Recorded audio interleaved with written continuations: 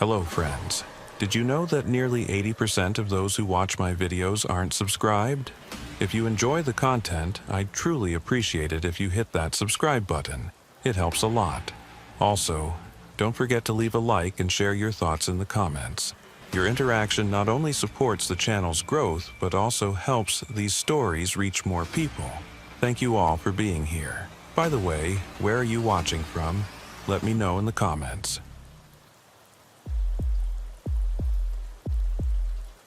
Sheriff Arden Kincaid had spent 17 years patrolling the fog-drenched coastline of Coos County, Oregon, where the Pacific Ocean crashed against jagged cliffs and ancient forests stood like silent witnesses to centuries of human passage. In all those years, she had learned that the wilderness along this stretch of coast kept its secrets well, swallowing hikers who strayed from marked trails, claiming fishermen who ventured too close to unstable rock faces, and occasionally revealing bones that had been hidden for decades in the dense undergrowth. But she had never encountered anything quite like what began on a rain-soaked morning in March 2019, when a frantic call came through dispatch about 4 college students who had vanished from a popular camping area without leaving so much as a footprint behind. The call came in at 6:23 a.m., just as Kincaid was reviewing incident reports from the previous night's patrol. The voice on the other end belonged to a young man named Travis Chen, who identified himself as a University of Oregon student and explained that he had arrived at the Cape Perpetua campground to meet his girlfriend and 3 other friends, only to find their campsite abandoned in a way that made no sense. The tents were still standing, their sleeping bags laid out as if the occupants had simply stood up and walked away in the middle of the night. Cooking equipment sat beside a cold fire ring, and most disturbingly, all 4 cell phones were still inside the tents, along with wallets, car keys, and other personal belongings that no one would voluntarily leave behind. Kincaid listened carefully as Chen described the scene, noting the tremor in his voice that suggested genuine fear rather than the pranks that occasionally wasted department resources. She asked him specific questions about the timeline, learning that the group had planned a 3-day camping trip, and Chen was supposed to join them on the 2nd day after finishing a morning class. When he arrived at the designated campsite around 10 p.m. the previous evening, he found everything as he was now describing it, with no sign of his girlfriend or the others. He had spent the night in his car, assuming they had gone for a late hike and would return. But when dawn broke and they still hadn't appeared, he decided to call for help. 20 minutes later, Kincaid was navigating her patrol vehicle down Highway 101, the 2-lane road that hugged the Oregon coastline through some of the most spectacular and unforgiving terrain in the state. Dense fog rolled in from the ocean, reducing visibility to less than 100 feet and creating the disorienting sensation of driving through clouds. She had called Deputy Lyle Torrance to meet her at the campground, knowing that she would need backup if this situation was what it appeared to be. 4 missing persons in an area known for treacherous terrain and unpredictable weather. Cape Perpetua was a popular destination for tourists and locals alike, a dramatic headland rising 800 feet above the Pacific Ocean and offering hiking trails through old-growth forests that had stood for centuries. The campground sat in a protected valley a mile inland from the coastal viewpoints, surrounded by Sitka spruce and Douglas fir trees that blocked out most of the sunlight even on clear days. Kincaid had been called to this area before for minor incidents, vehicle break-ins, underage drinking citations, the occasional hiker with a twisted ankle, but never for something that carried the ominous weight of this situation.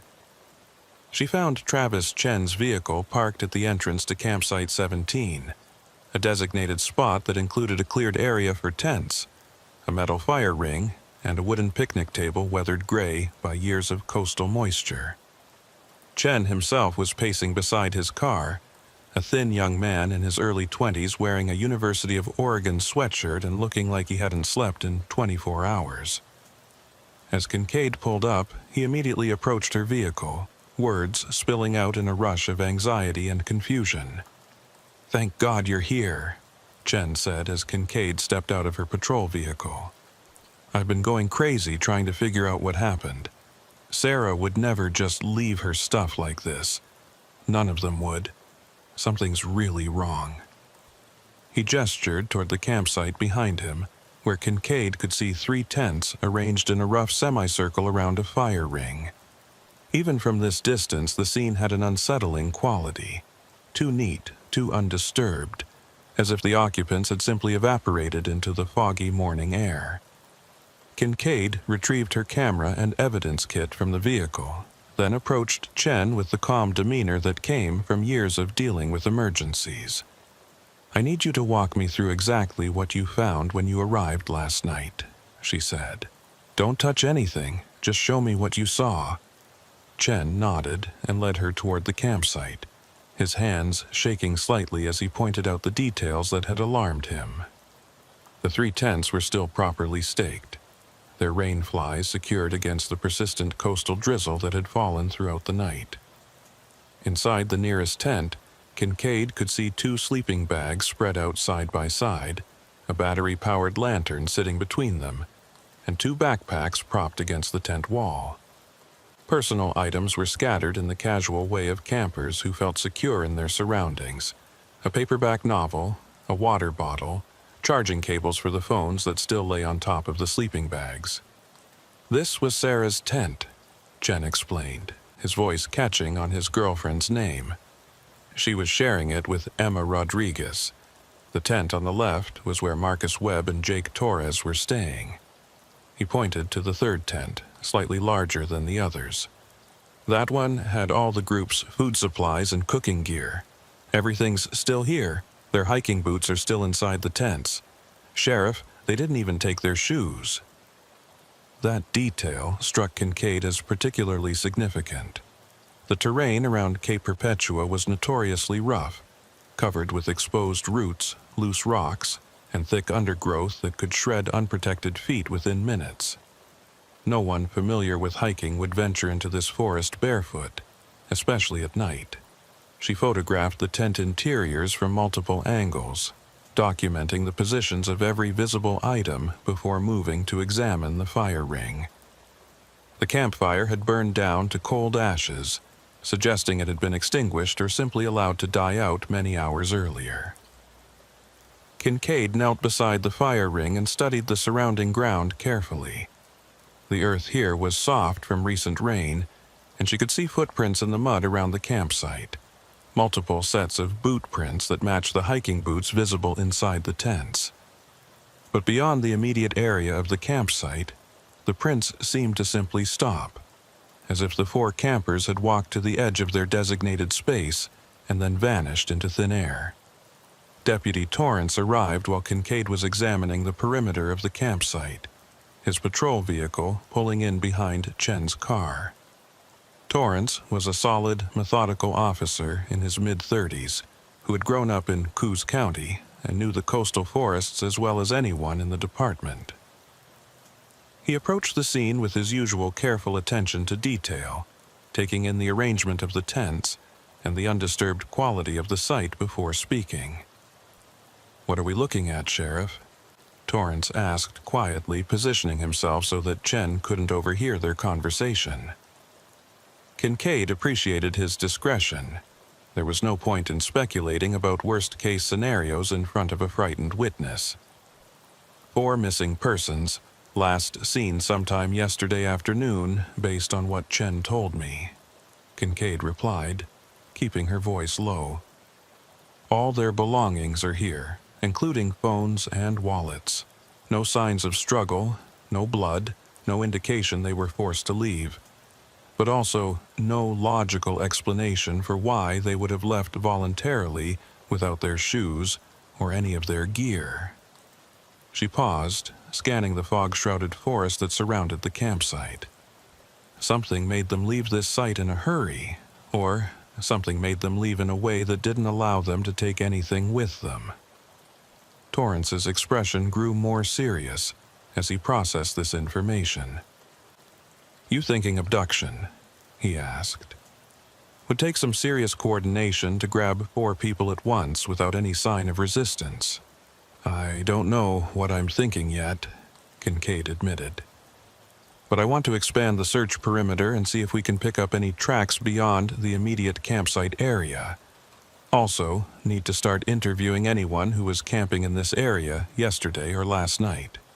Someone might have seen or heard something useful. She turned to look at Chen, who was standing near his vehicle with his arms wrapped around himself against the morning chill.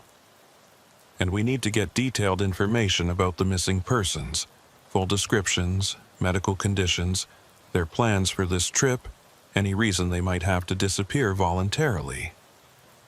Over the next hour, Kincaid and Torrance conducted a systematic search of the area surrounding Campsite 17, working in expanding circles and documenting everything they found.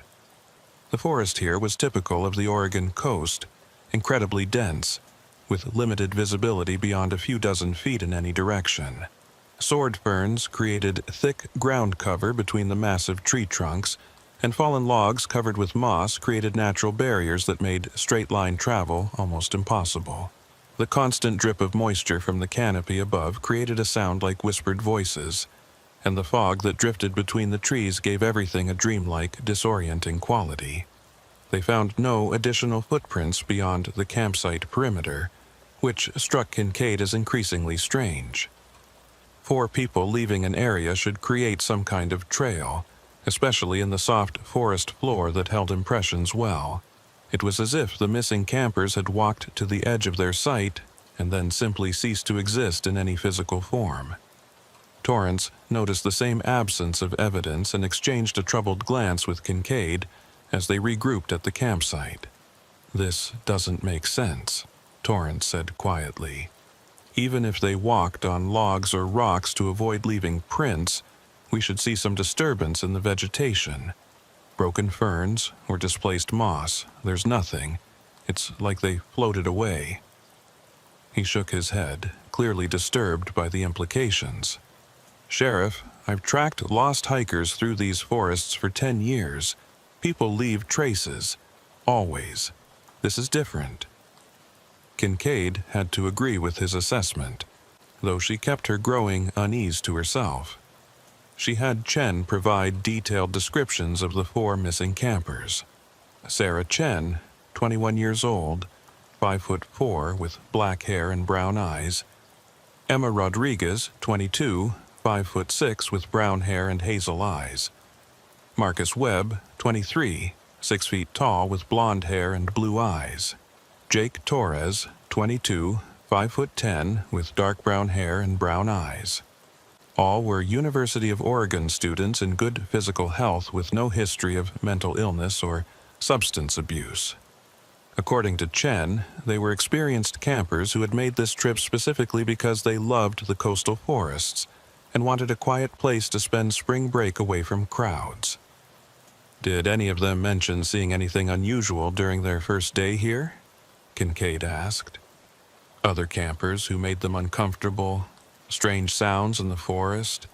Anything at all out of the ordinary?" Chen thought for a moment, then shook his head.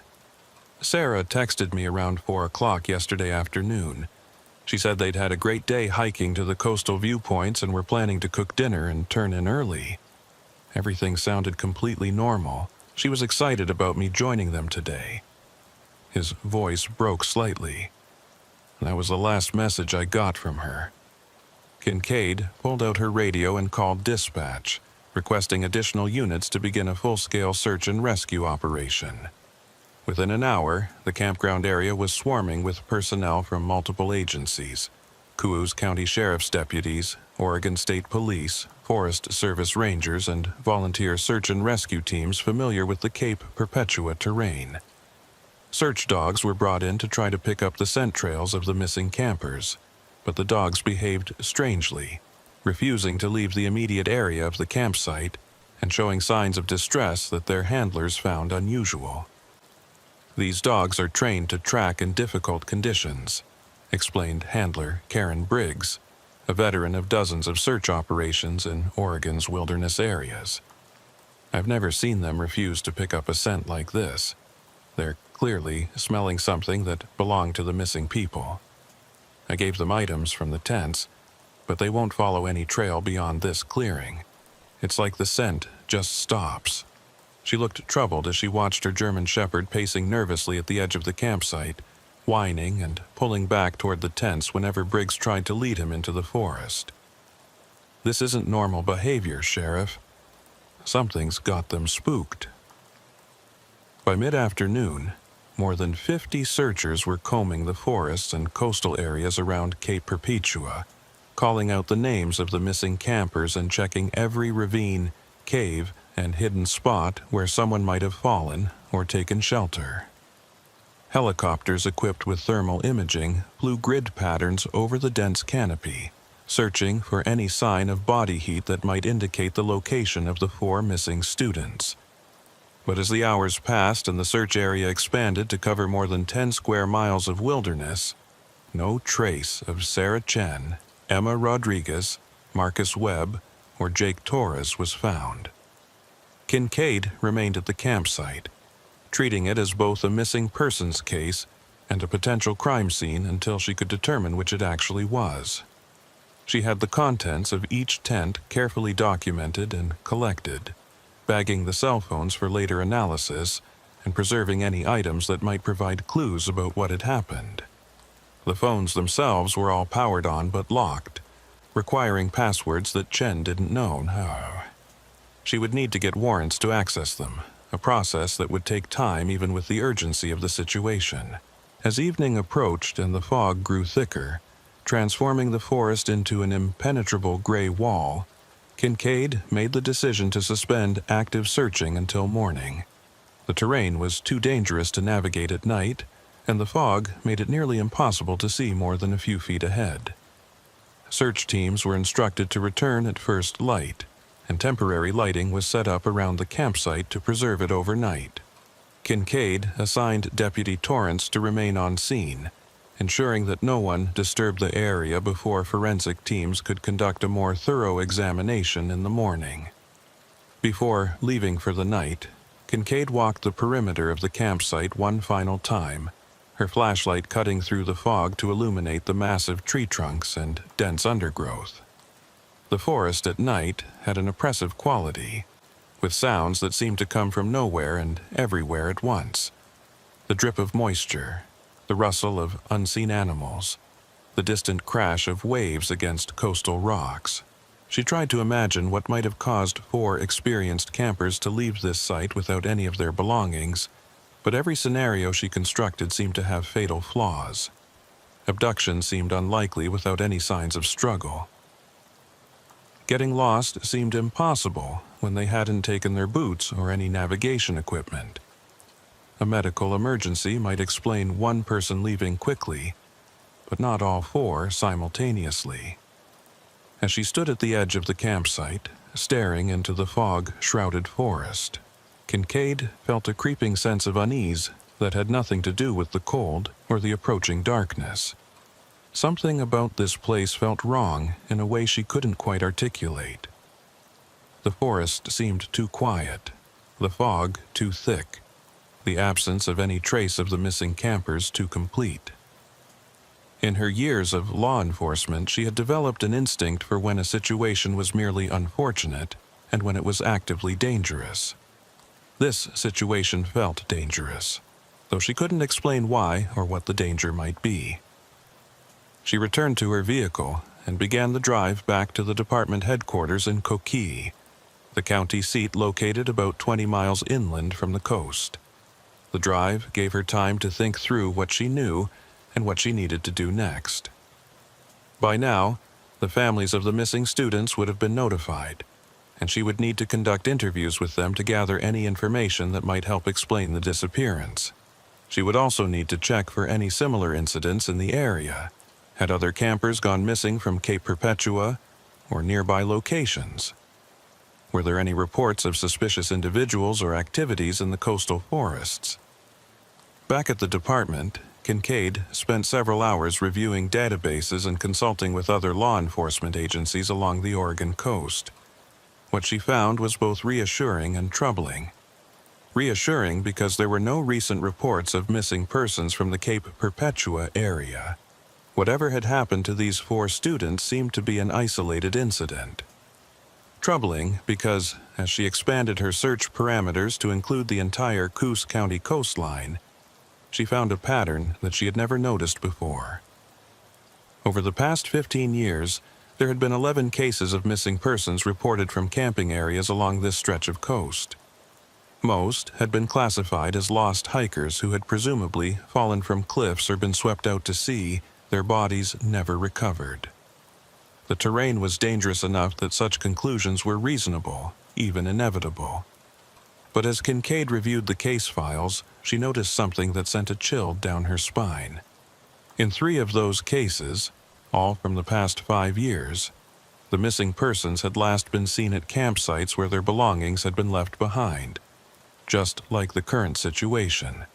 The first was a solo hiker named Martin Chambers, who had disappeared from a campsite near Sunset Bay in 2015.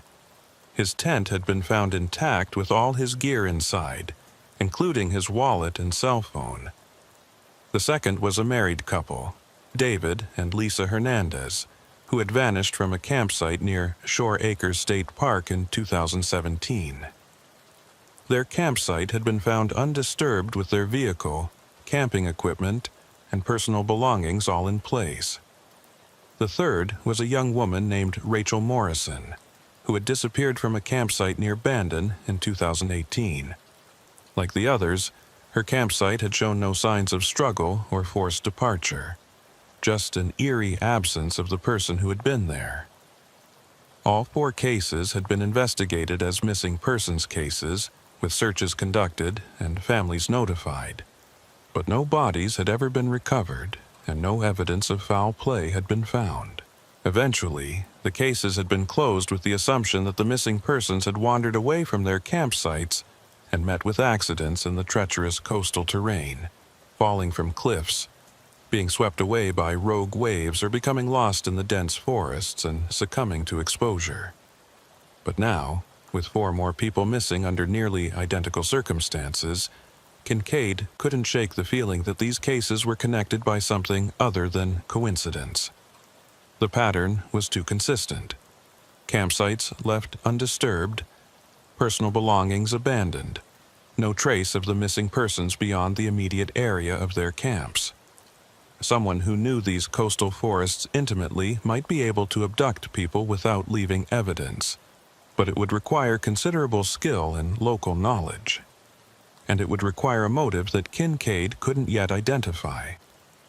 She printed out the case files for the previous missing persons and spread them across her desk, studying the details and looking for any connections between the victims. They varied in age from early 20s to mid-40s, included both men and women, and came from different parts of Oregon and neighboring states. None of them had known each other or had any obvious connections. The only thing they had in common was that they had all chosen to camp in isolated areas along the Coos County coastline, and they had all vanished without leaving any trace behind.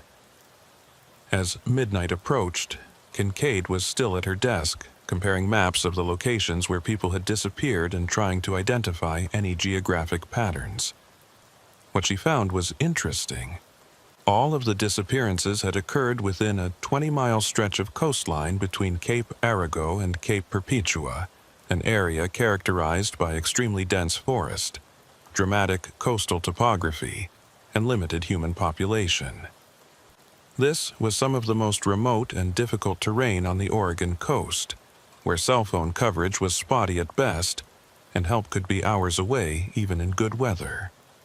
The next morning arrived with the same heavy fog that had characterized the previous day, and Kincaid returned to Cape Perpetua to oversee the continuation of the search operation. Additional resources had been mobilized overnight, including a forensic team from the Oregon State Police Crime Lab who would conduct a detailed examination of the campsite for any evidence that might have been missed in the initial search. Kincaid met with the lead forensic investigator, a methodical woman named Dr. Patricia Oakes, who had worked dozens of missing persons cases throughout the state. "I read the initial reports," Dr. Oakes said as she surveyed the campsite. This is unusual, Sheriff. 4 people don't just vanish without leaving some kind of evidence behind. We'll process everything we can, soil samples, trace evidence, anything that might tell us what happened here." She paused, studying the arrangement of the tents and the surrounding forest. "Have you considered that this might be a staged scene? That someone wanted it to look like the campers simply walked away?" The possibility had occurred to Kincaid, though she hadn't wanted to voice it without more evidence. "What makes you think it might be staged?" she asked. Dr. Oakes gestured towards the tents. "Everything's too neat. Even people who are careful campers don't usually leave their sites this organized, and the fact that personal belongings are arranged in a way that makes them easily visible, phones on top of sleeping bags, wallets laid out neatly. It feels deliberately presented, like someone wanted us to know these items were left behind." She looked troubled. "In my experience, when people leave suddenly because of an emergency or a threat, they grab things randomly. They don't carefully position their belongings for discovery." The forensic team spent the entire day processing the campsite, collecting samples and examining every inch of the area for evidence that might explain the disappearance. They found no blood, no signs of struggle, no indication that weapons had been present or that any violence had occurred. The soil samples showed nothing unusual, and fingerprint analysis of items in the tents revealed only the prints of the 4 missing campers and Travis Chen. It was as if Sarah Chen, Emma Rodriguez, Marcus Webb, and Jake Torres had simply ceased to exist between the time Chen received his girlfriend's text message at 4 p.m. and the time he arrived at the campsite at 10 p.m. Meanwhile, search teams continued to comb the surrounding forests and coastline, expanding their grid patterns to cover an increasingly large area. Helicopters flew low over the canopy, using both visual searches and thermal imaging to look for any sign of the missing students. Coast Guard vessels patrolled the shoreline, checking for bodies that might have washed up or clothing that might have been carried by ocean currents. But after 2 full days of intensive searching involving more than 100 personnel, no trace of the 4 missing campers had been found. On the 3rd day of the investigation, Kincaid decided it was time to start looking beyond the immediate area of the disappearance and focus on who might have the knowledge and opportunity to make 4 people vanish so completely. She began by interviewing other campers who had been in the Cape Perpetua area around the time of the disappearance, asking about anyone they might have seen or anything unusual they might have noticed. Most reported nothing out of the ordinary, just the typical experience of camping in Oregon's coastal forests, quiet, foggy, and isolated. But one interview proved more productive.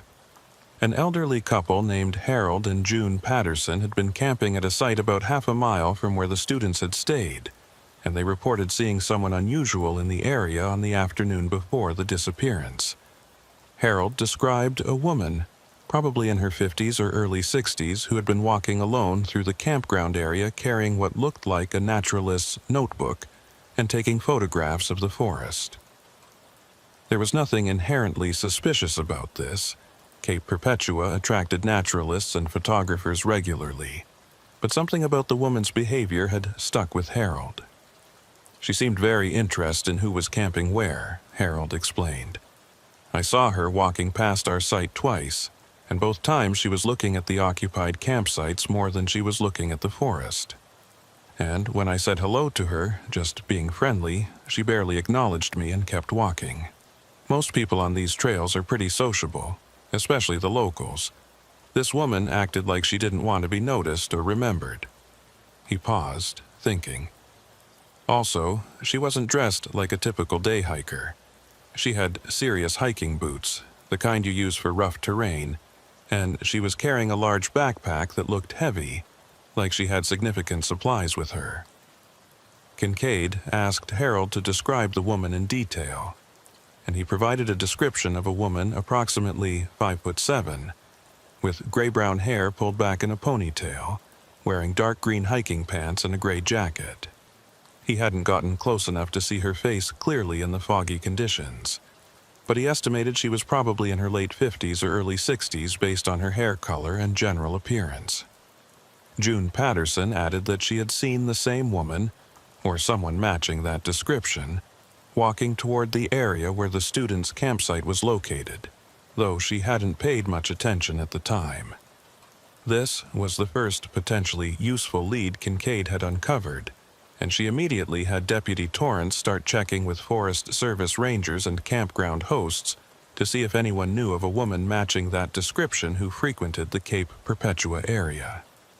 The response came back within a few hours, and it provided Kincaid with her first solid direction to investigate. Several rangers and longtime volunteers in the area knew exactly who Harold Patterson had described, and the information they provided made Kincaid's instincts sharpen with recognition that this case might be more complex than a simple missing person situation. The woman was named Maeve Holleran, and she had lived in the Coos County coastal area for more than 30 years. She was known to local rangers and frequent visitors as someone who spent an unusual amount of time in the coastal forests, often camping alone for extended periods and conducting what she claimed was naturalist research. She was described as intensely private, sometimes unfriendly, and possessive of certain areas of the forest that she seemed to consider her personal territory. More significantly, several rangers mentioned that Holleran had been involved in disputes with campers and hikers over the years, accusing them of disturbing wildlife habitats and damaging sensitive forest areas. "Maeve's a bit of a character," explained Forest Service Ranger Tom Brightwell when Kincaid interviewed him at the ranger station. "She knows these forests better than anyone I've ever met, and she's passionate about protecting them. But she can be confrontational with people she thinks aren't respecting the wilderness properly. I've had to mediate a few situations where she's gotten into arguments with campers." He hesitated, then added, "She's never been violent or anything like that, but she definitely has a hostile attitude toward what she calls tourist campers who come here without proper appreciation for the environment." Kincaid asked for Holleran's address and any information about her background. What she learned was intriguing and potentially concerning.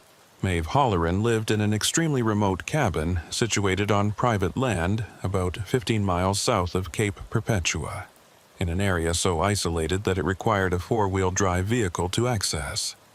She had purchased the property in 1989 and had lived there alone ever since, supporting herself through freelance naturalist photography and occasional writing for outdoor magazines. She had no criminal record, but there were numerous complaints on file from campers and hikers who had encountered her in the forests and found her behavior threatening or disturbing.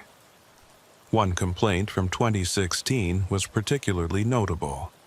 A family camping near Bandon had reported that a woman matching Holleran's description had approached their campsite after dark and told them they needed to leave the area immediately because they were disrupting essential forest processes.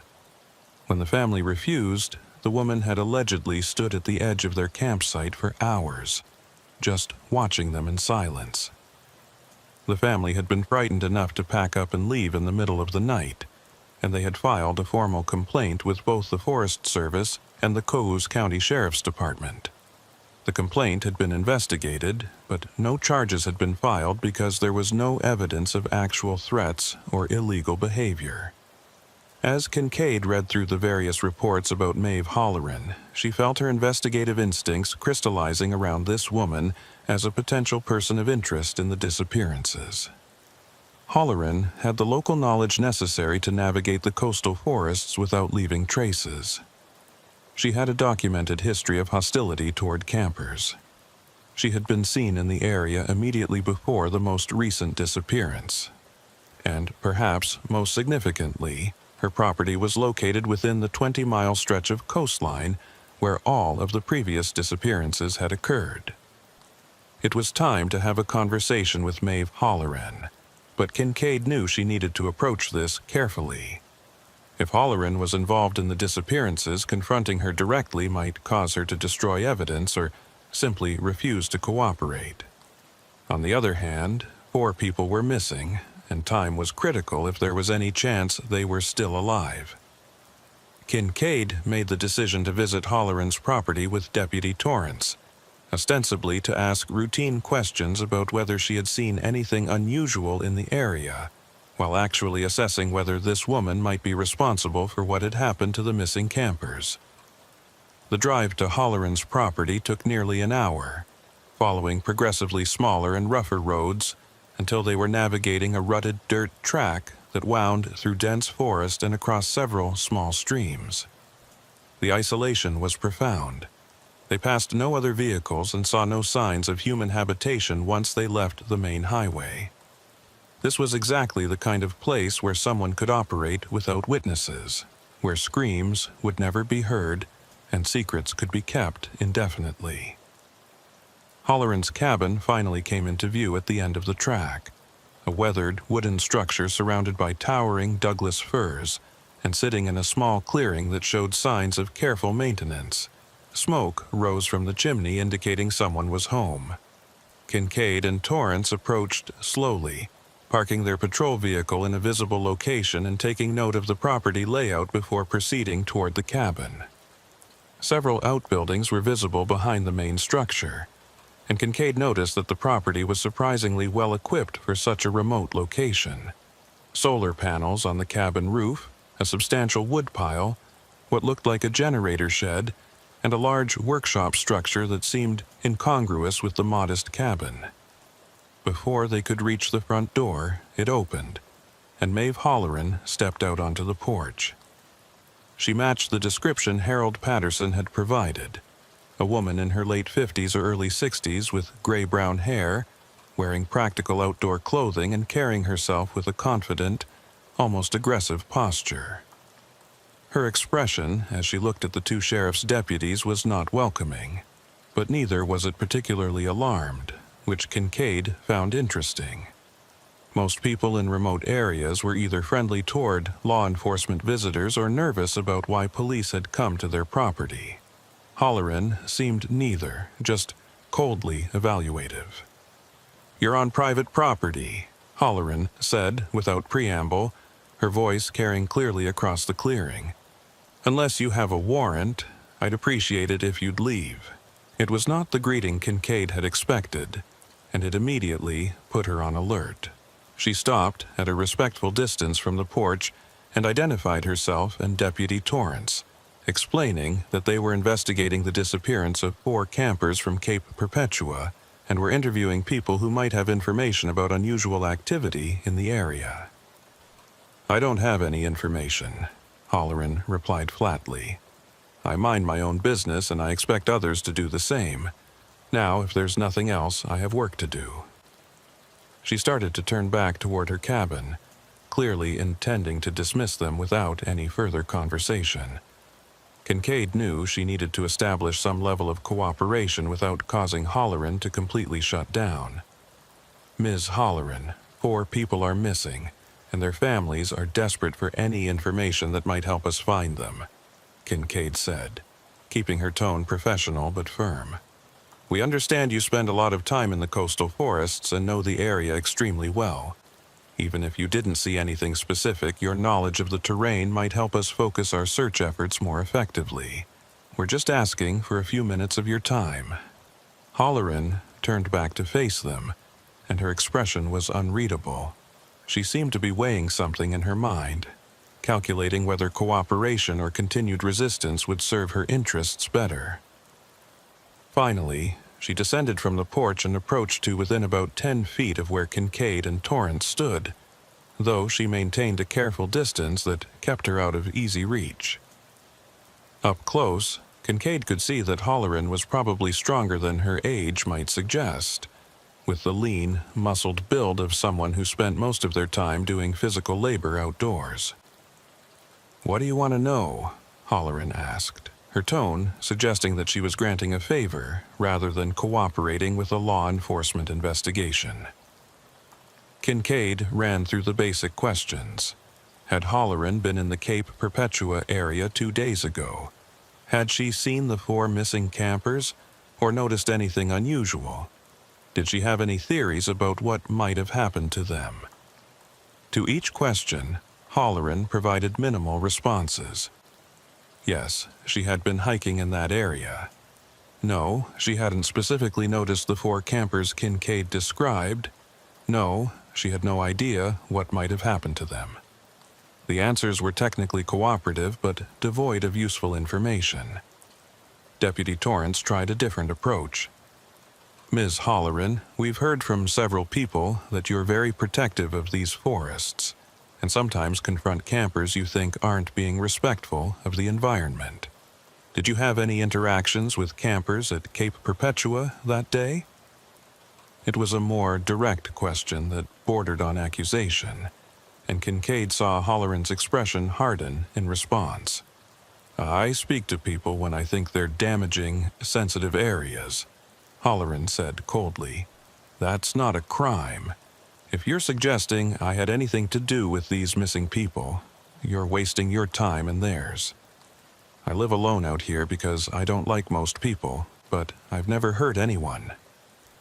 She paused, and something flickered in her expression that Kincaid couldn't quite read. The forests around here can be dangerous for people who don't know what they're doing. Easy to get lost, easy to fall, easy to disappear. Maybe those campers just learned that lesson the hard way.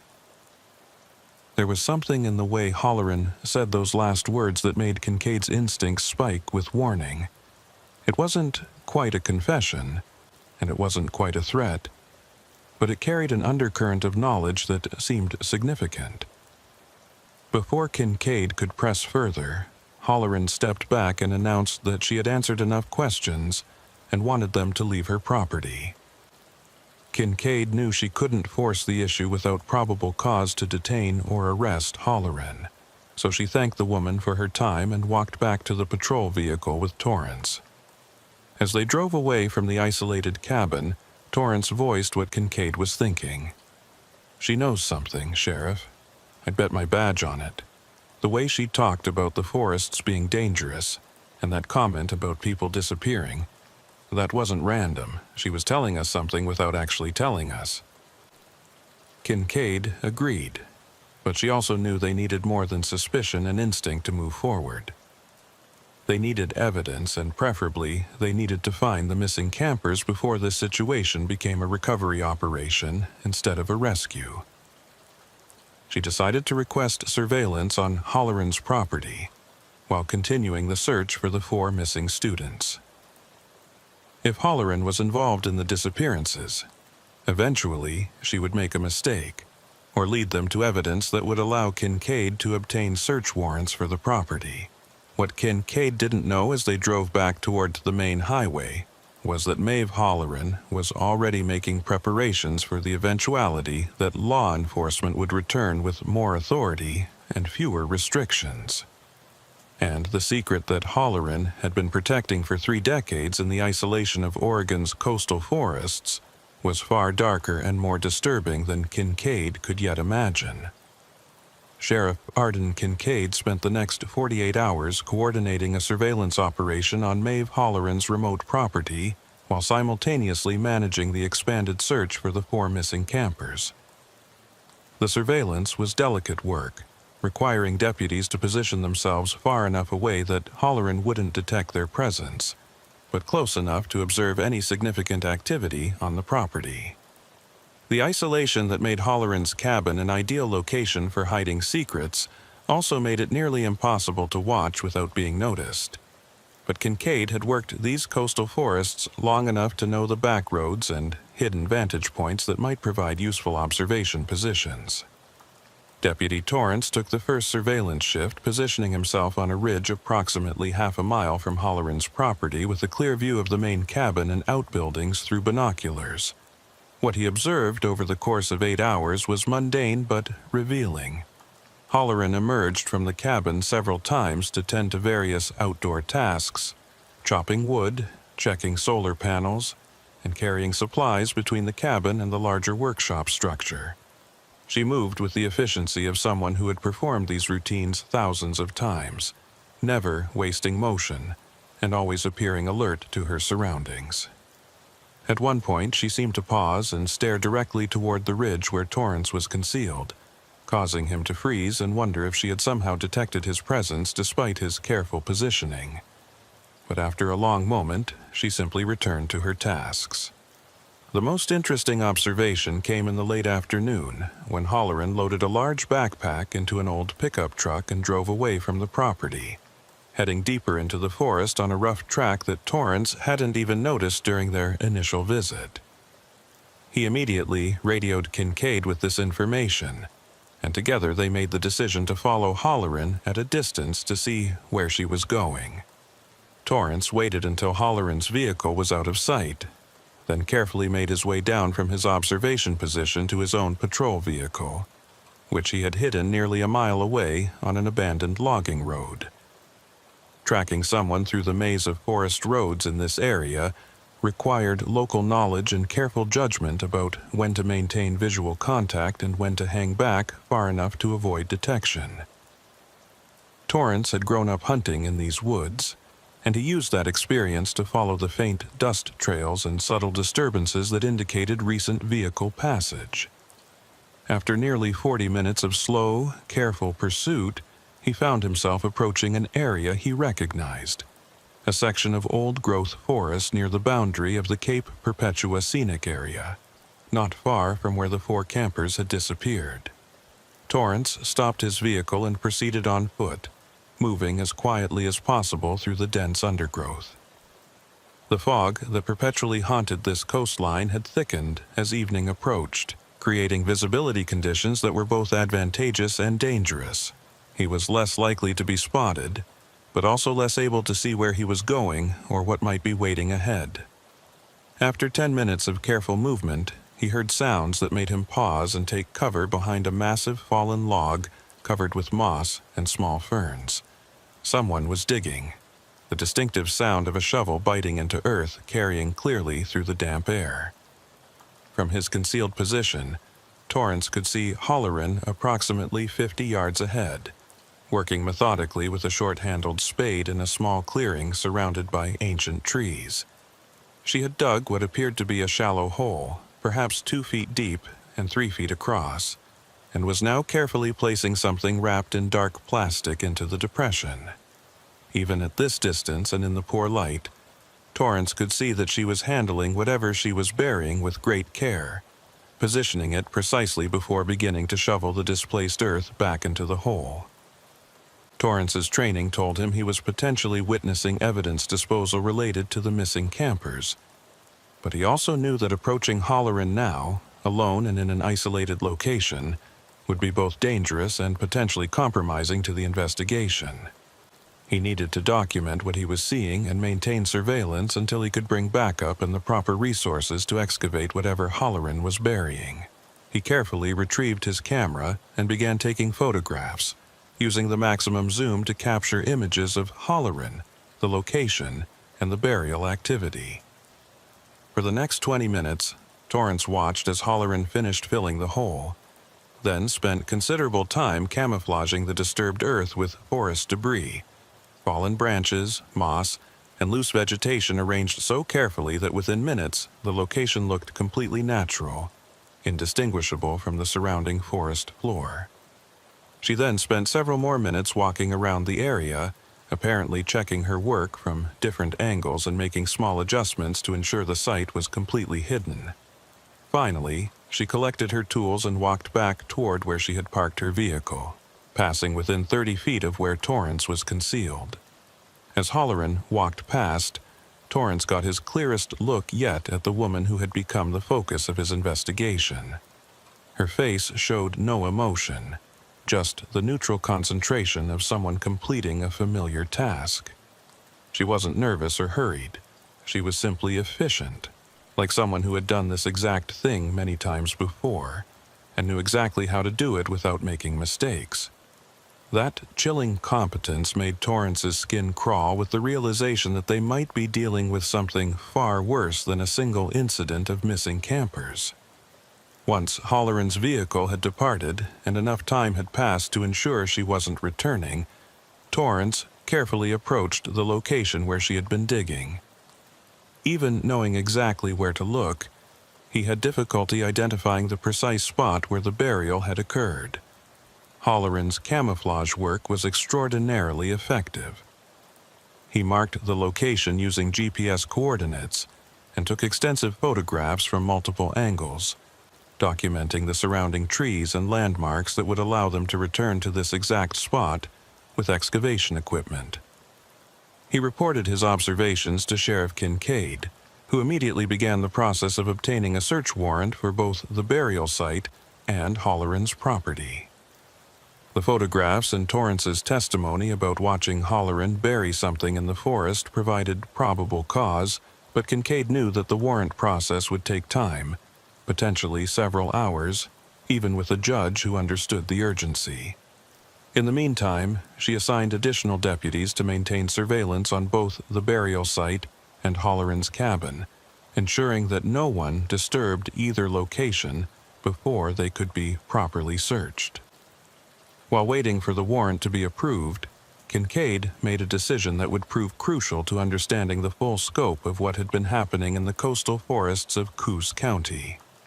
She returned to the department archives and pulled every unsolved missing persons case from the past 30 years, the entire period during which Maeve Holleran had lived in the area. What she found was both shocking and horrifying in its implications. In addition to the 11 cases she had already identified from the past 15 years, there were another 17 missing persons cases from the 15 years before that, a total of 28 people who had disappeared from the coastal forests of Coos County since 1989, when Holleran had first purchased her isolated property. Not all of these cases fit the pattern of campers vanishing from undisturbed campsites. Some were hikers who had simply failed to return from day trips. Others were individuals who had gone into the forest alone and never been seen again. But the sheer number of disappearances was staggering when viewed as a whole, and the geographic concentration within that 20-mile stretch of coastline became impossible to dismiss as coincidence. Kincaid created a detailed map plotting the location of every disappearance, using different colored pins to indicate the year each person had vanished. The resulting visualization was chilling.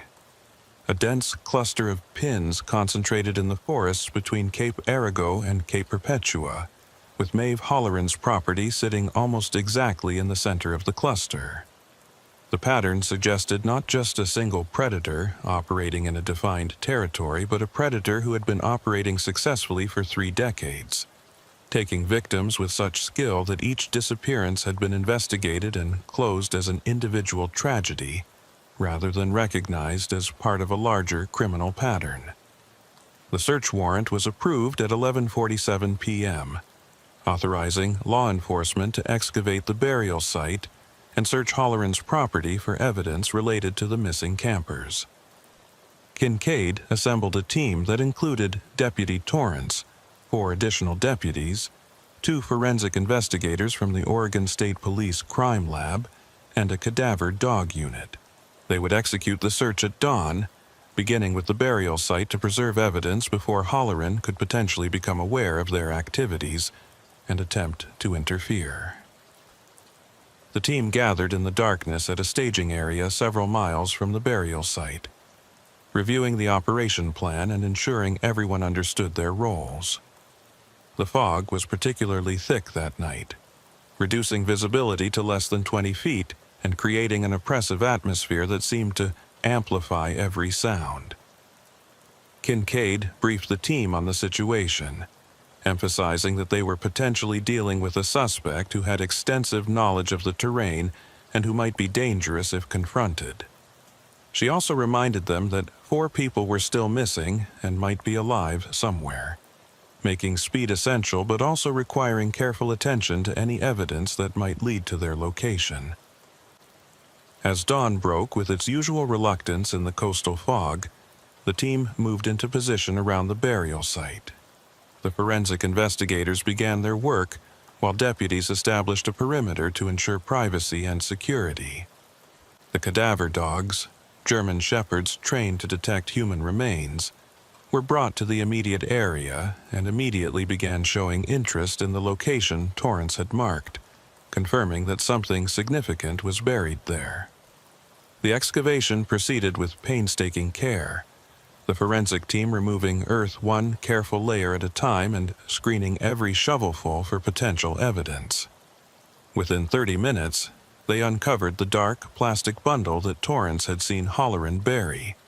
The package was carefully removed and photographed in place before being opened under the supervision of Dr. Patricia Oakes, the lead forensic investigator. What they found inside was not what anyone had expected. The plastic wrapping contained not human remains but a collection of personal items: wallets, driver's licenses, cell phones, jewelry, watches, and other belongings that clearly had been taken from multiple different people over an extended period of time. Dr. Oakes spread the items out on a tarp and began documenting each one, while Kincaid and Torrance examined the identification cards and began to realize the horrifying significance of what they had discovered. The items belonged to at least 12 different individuals, and a quick check against missing persons files confirmed that these were belongings from people who had disappeared from the coastal forests over the past 2 decades. "She's been collecting trophies," Dr. Oakes said quietly, her professional composure not quite concealing her disturbed reaction to the discovery. "These items are from victims, and she buried them here recently, probably after she realized we were investigating the new disappearances and might eventually connect them to her." She held up a driver's license with a photograph of a young man smiling at the camera, unaware of the fate that awaited him. "This is evidence of serial murder, Sheriff.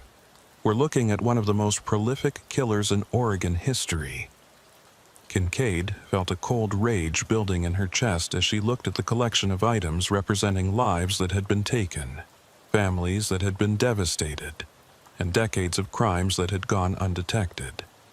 But she also felt the urgent pressure of knowing that 4 people might still be alive, held captive somewhere by a woman who had proven herself capable of killing with impunity for 30 years.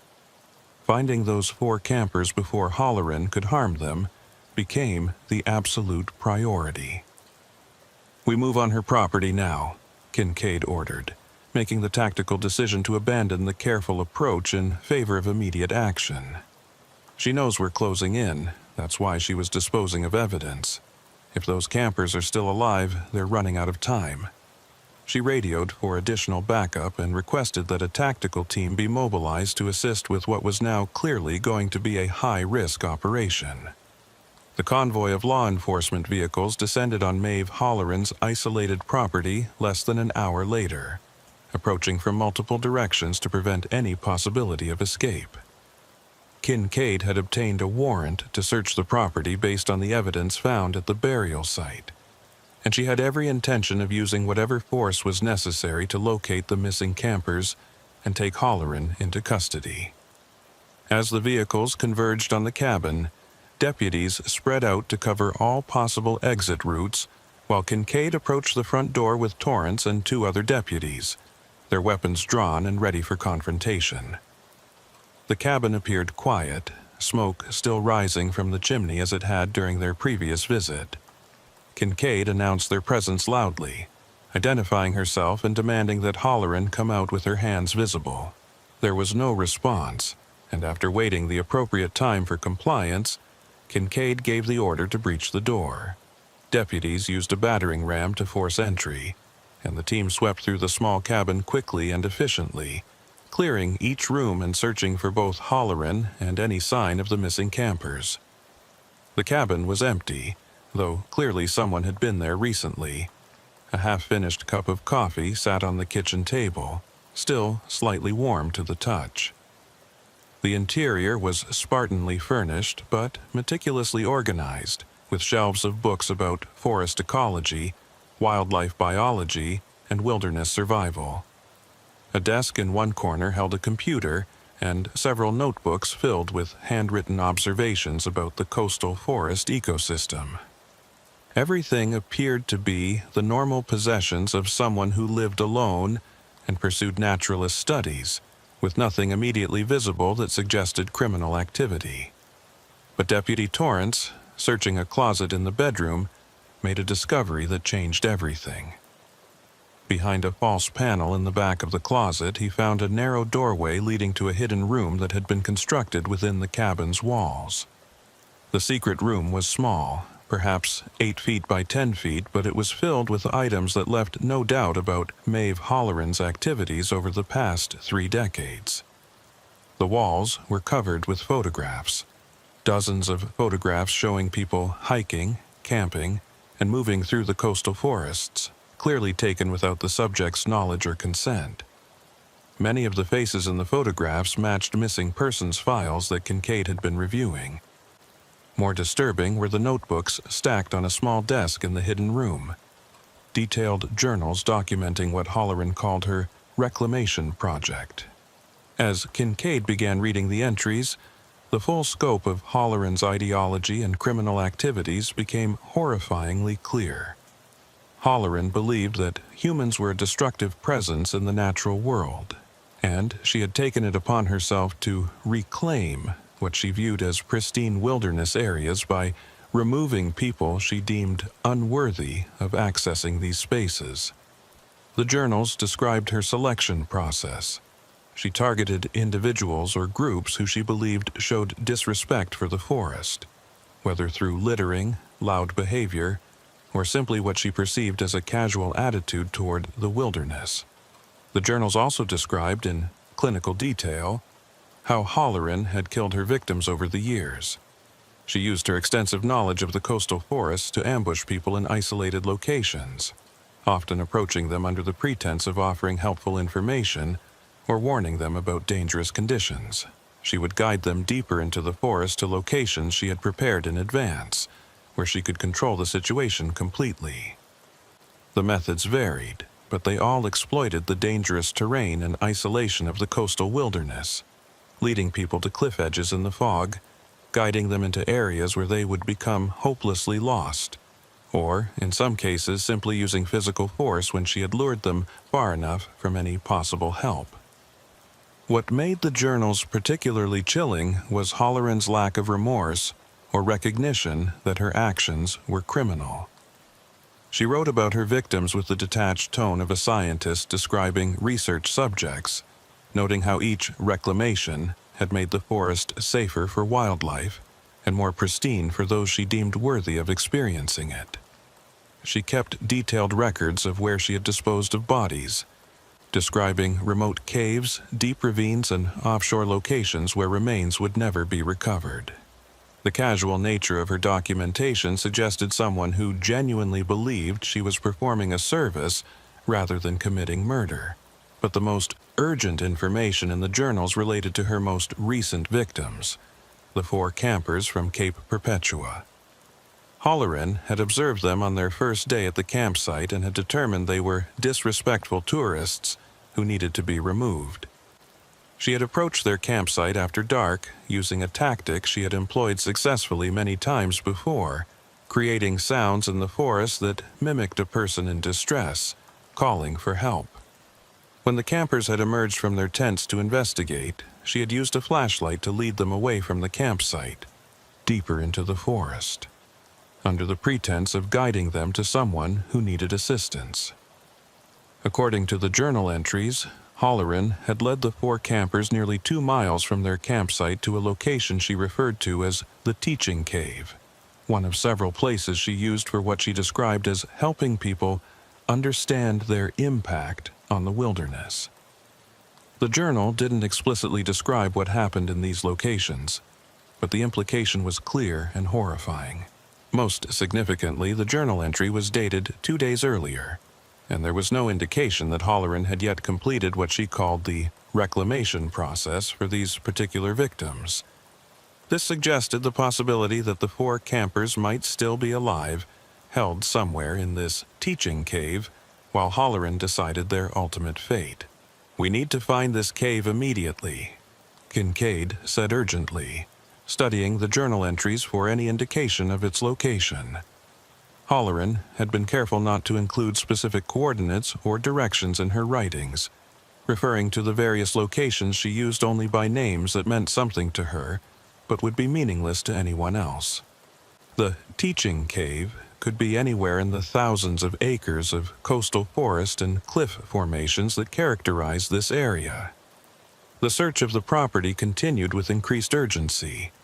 Teams of deputies and forensic investigators combing through every outbuilding and searching for any maps, GPS devices, or other materials that might indicate the locations Halloran had used for her crimes. In the workshop building behind the cabin, they found a large table covered with topographic maps of the coastal region, many of them annotated with symbols and notes in Halloran's handwriting. Dr. Oakes photographed all of the maps in place before the team began analyzing them for clues about the locations of interest. One map in particular drew Kincaid's attention, a detailed topographic chart of the coastal cliffs and sea caves in the area directly north of Halloran's property. Several locations were marked with symbols that appeared to indicate caves or cavities in the cliff faces, and one of these marks had a notation beside it that read, "Primary teaching location, optimal isolation." The location was approximately 3 miles from Halloran's cabin, in an area of extremely rugged coastal terrain where cliffs dropped 200 feet to the ocean below, and the forest grew thick and dark even during daytime. Kincaid organized an immediate response, assembling a team that included deputies experienced in technical rescue operations, and requesting assistance from the Coast Guard for water-based access to the coastal caves. The terrain was too dangerous to approach in the fog and fading light, so powerful portable lighting was brought in to illuminate the operation. As the team prepared to move out, one of the deputies searching the property made another crucial discovery: fresh tire tracks leading away from the cabin on a little-used forest road that headed north, directly toward the area where the annotated map suggested the teaching cave was located. "She knew we were coming, and she's gone to them," Torrance said grimly, studying the tire tracks. "Sheriff, if she thinks we're about to discover her victims, she might kill them to eliminate evidence. We need to move fast." Kincaid agreed, and the operation shifted from a careful search to an emergency rescue, with speed becoming as important as caution. The 3-mile journey to the coastal cliff area took nearly an hour, even with GPS guidance and multiple vehicles, due to the extremely rough terrain and the need to approach quietly in case Halloran was present at the location. The team proceeded on foot for the final half-mile, moving through dense forest in near-complete darkness despite their flashlights, the sound of waves crashing against cliffs somewhere ahead, providing an ominous soundtrack to their advance.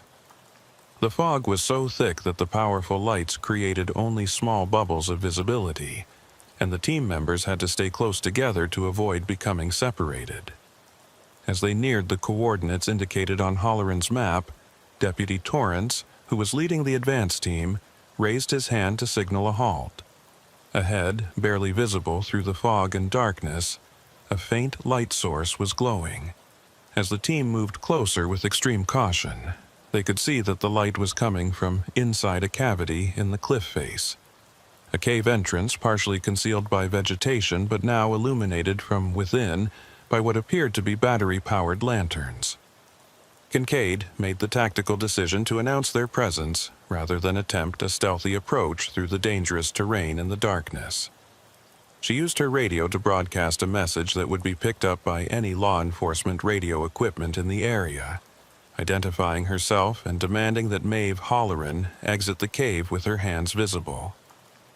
There was no response, but the light inside the cave shifted, suggesting movement. The team advanced to the cave entrance, weapons ready and moving with the careful coordination of officers who had trained for high-risk operations.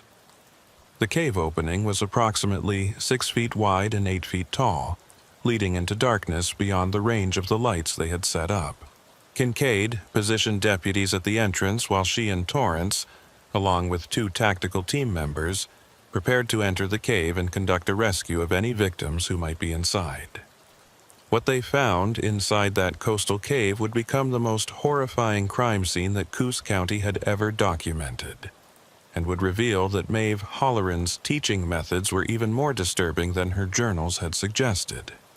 The cave extended back into the cliff face for approximately 40 feet before opening into a larger chamber that had clearly been modified and prepared for holding prisoners.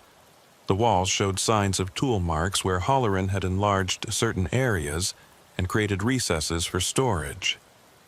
Heavy metal rings had been bolted into the rock at various points, with chains attached that were long enough to allow limited movement, but not enough to reach the cave entrance.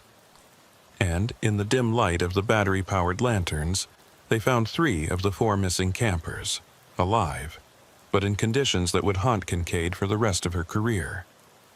The 3 victims were chained to the wall rings, showing signs of exposure, dehydration, and psychological trauma that came from days of captivity in complete darkness, except when Holleran visited them. They were conscious, but appeared barely able to process what was happening as the rescue team approached, their eyes showing the vacant expression of people who had been pushed beyond normal human endurance. But even as deputies began the process of freeing the victims and providing emergency medical care, Kincaid realized with growing dread that only 3 people were present in the cave.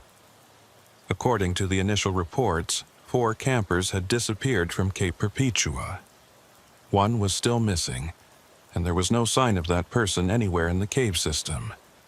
As she helped wrap one of the rescued victims in thermal blankets and began asking gentle questions about what had happened to them, she received the answer she had been dreading. "She took him away," the victim whispered, her voice raw from screaming for help that never came. "The first night, she took him away and he never came back. She said he failed the teaching, and she showed us what would happen if we failed too." The young woman began crying, unable or unwilling to describe what Holleran had shown them as motivation to comply with whatever her twisted version of teaching had involved. Kincaid felt rage and sorrow mixing in her chest as she realized that they had arrived too late to save all 4 victims, that Holleran had already killed one of them during the 3 days they had been held in this nightmare location.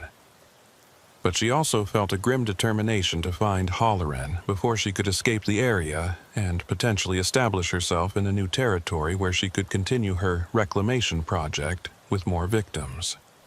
She ordered a full search of the cave system and the surrounding area while emergency medical personnel transported the 3 rescued victims to the nearest hospital. The search of the cave revealed more horrors: a storage area where Holleran had kept supplies for her captives, minimal food and water that she apparently doled out as rewards or punishments depending on how the victims responded to her teaching. There were also journals and notebooks describing the psychological techniques she used to break down her victims' resistance and force them to acknowledge their supposed crimes against the wilderness. The level of planning and preparation evident in the cave setup suggested that Holleran had been using this location for years, refining her methods with each group of victims she brought here. But Maeve Holleran herself was nowhere to be found. Despite an intensive search of the area that continued through the night and into the next day, she had vanished into the coastal forests as completely as her victims once had. The old pickup truck that deputies had tracked to the area was found abandoned a mile from the cave, and tracking dogs were unable to follow her scent trail beyond a small creek that might have allowed her to move through the water without leaving traces.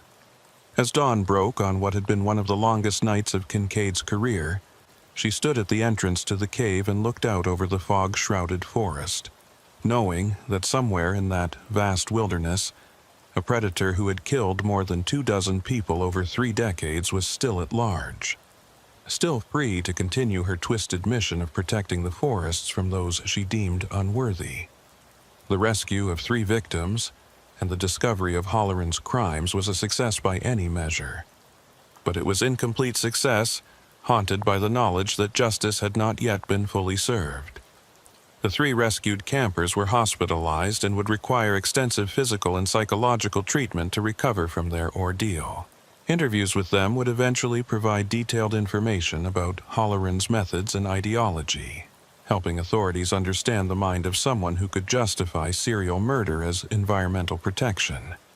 But those interviews would also reveal that Halloran had spoken often about her future plans, about other areas of wilderness that needed her protection, suggesting that her disappearance was not an ending, but a relocation to continue her work somewhere beyond the reach of Coos County law enforcement.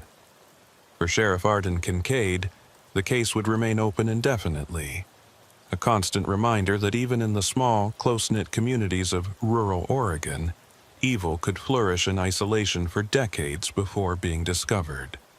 And in the fog-drenched coastal forests where she had spent her entire career, there would always be the unsettling knowledge that Maeve Halloran might be watching from the shadows, waiting for the attention to fade so she could return to the wilderness she believed she was protecting through murder. 3 weeks after the rescue of the survivors from Maeve Halloran's coastal cave, Sheriff Arden Kincaid found herself standing in the morgue of Bay Area Hospital in Coos Bay, staring down at remains that had been recovered from one of the locations marked in Halloran's journals.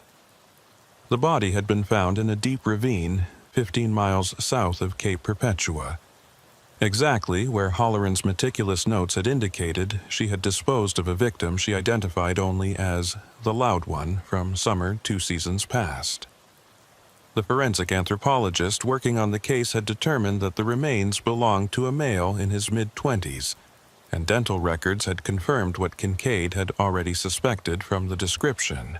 This was one of the 4 campers who had disappeared from Cape Perpetua, the one who hadn't survived Halloran's twisted teaching process.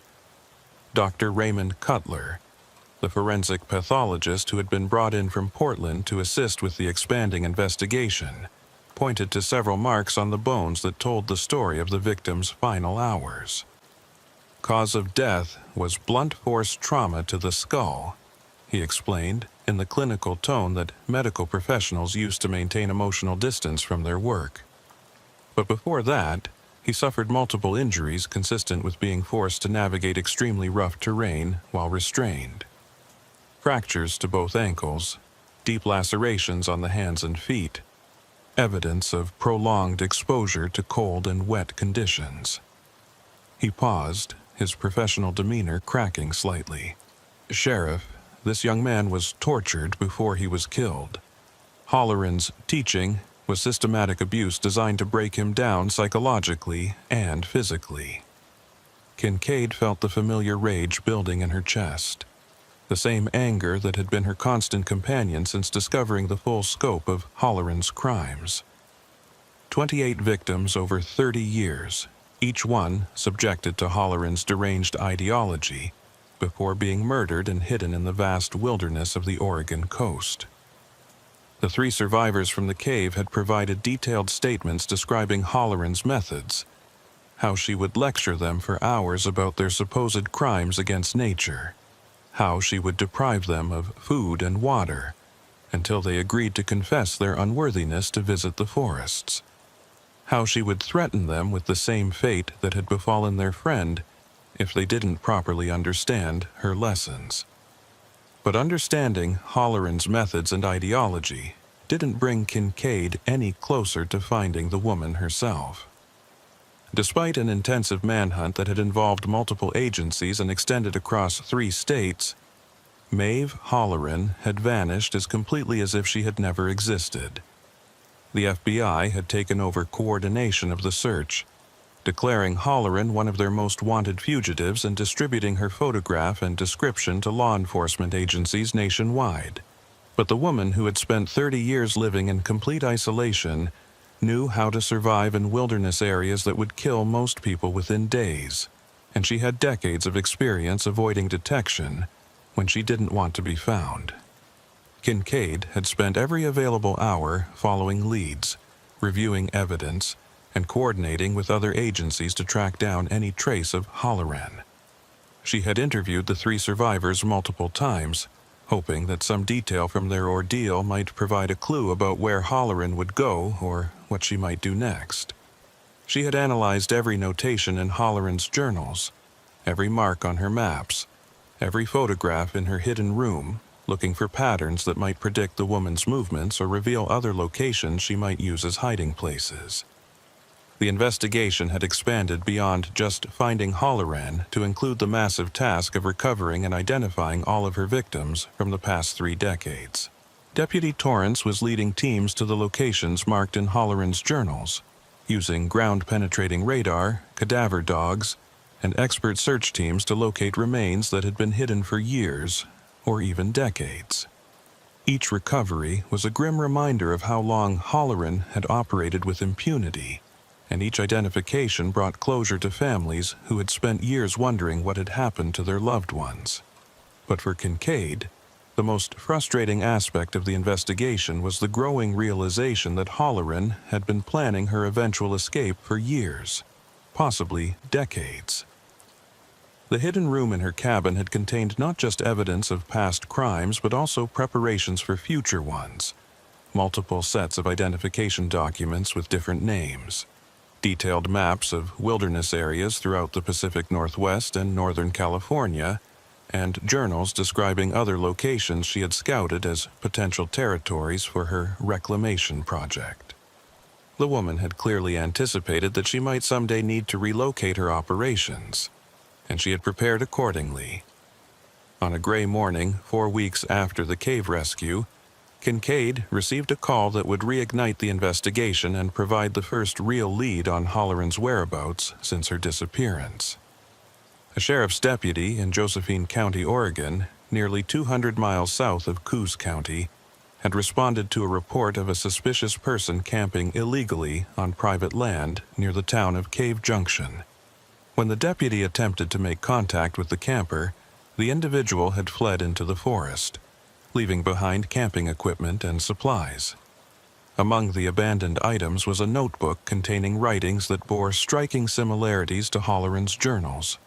The same obsessive documentation of forest ecology, the same rhetoric about humans as destructive forces, the same careful observations of other campers and hikers in the area. Kincaid was in her vehicle within minutes of receiving the call, making the 4-hour drive to Josephine County with Deputy Torrance and assembling a response team as she traveled.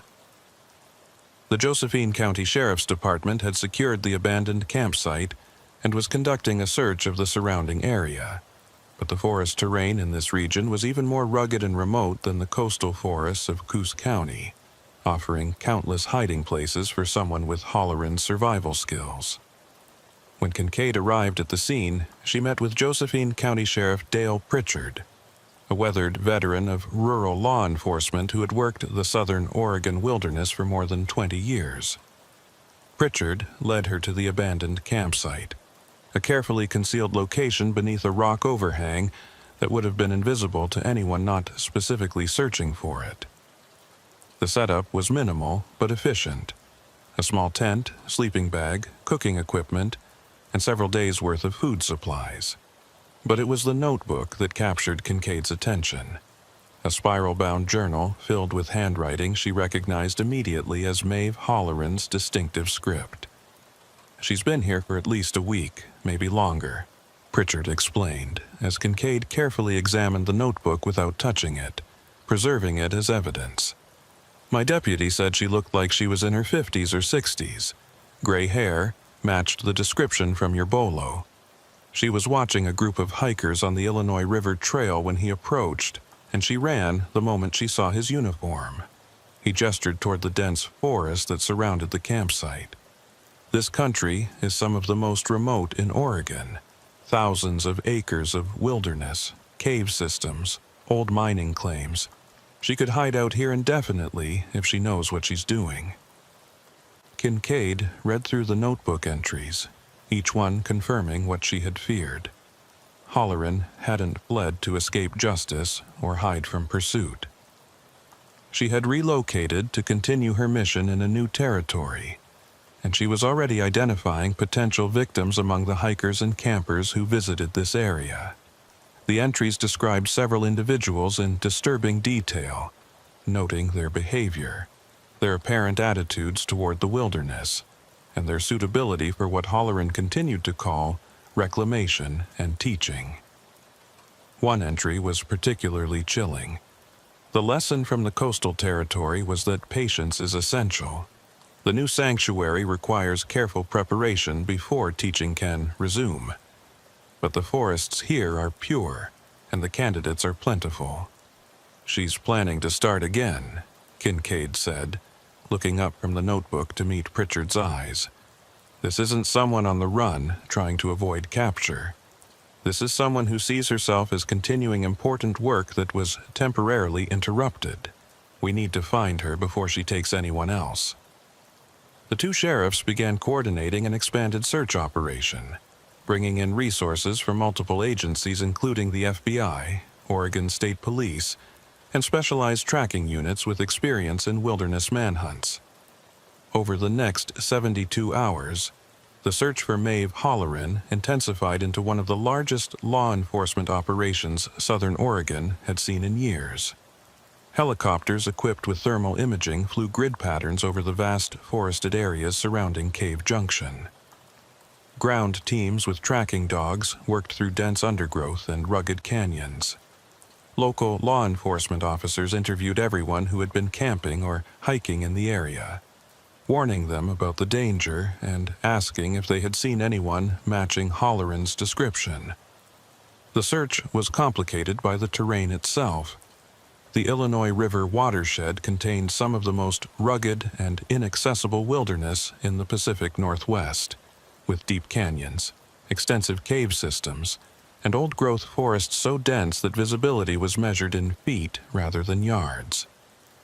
The area had been used by miners in the 19th century, and abandoned claims dotted the landscape, many of them containing structures or excavations that could provide shelter for someone trying to avoid detection. Halloran could potentially survive for months in this environment, living off the land and moving constantly to stay ahead of search teams. But Kincaid had learned from studying Halloran's patterns in Coos County that the woman was compulsive about maintaining her routines and documenting her activities. She couldn't simply hide. She needed to observe, to study, to prepare for the next phase of her mission. That compulsion would eventually create opportunities for law enforcement to locate her, if they could position themselves correctly and wait patiently for her to reveal her presence.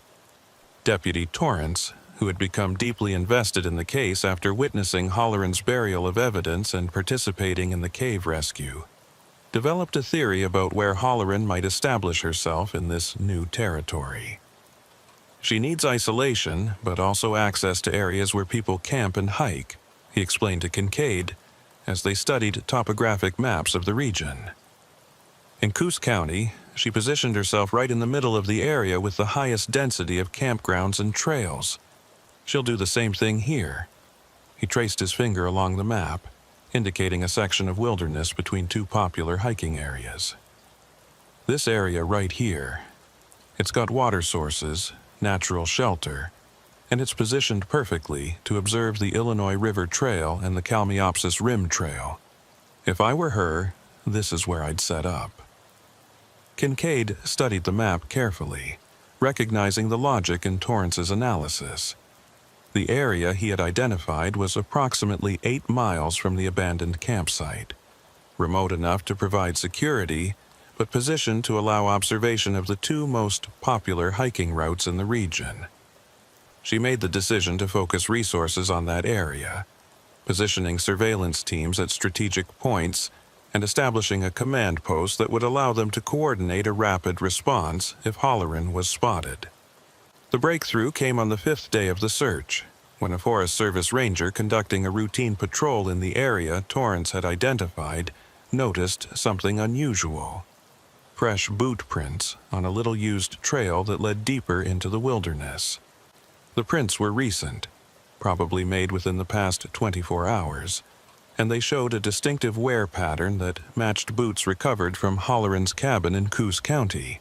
The ranger immediately reported the finding, and Kincaid mobilized tracking teams to follow the trail while maintaining enough distance to avoid alerting Halloran to their presence. The tracks led through increasingly difficult terrain, following game trails and creek beds in a way that suggested intimate knowledge of the area and a deliberate attempt to confuse pursuers. Whoever had made these tracks knew they might be followed, and was taking precautions to make tracking difficult. But Halloran's compulsive nature worked against her. The tracks eventually led to another carefully concealed campsite. This one positioned beneath a rock ledge with a clear view of both the Illinois River Trail below and the surrounding forest. The campsite was occupied when the tracking team located it, and through careful observation from a concealed position nearly 200 yards away, they confirmed that the person at the site matched Maeve Halloran's description. She appeared to be engaged in her familiar routine of documenting observations in a notebook, occasionally using binoculars to watch the distant trail where hikers passed, unaware of the predator observing them from the forest. Kincaid received the report with a mixture of relief and grim determination.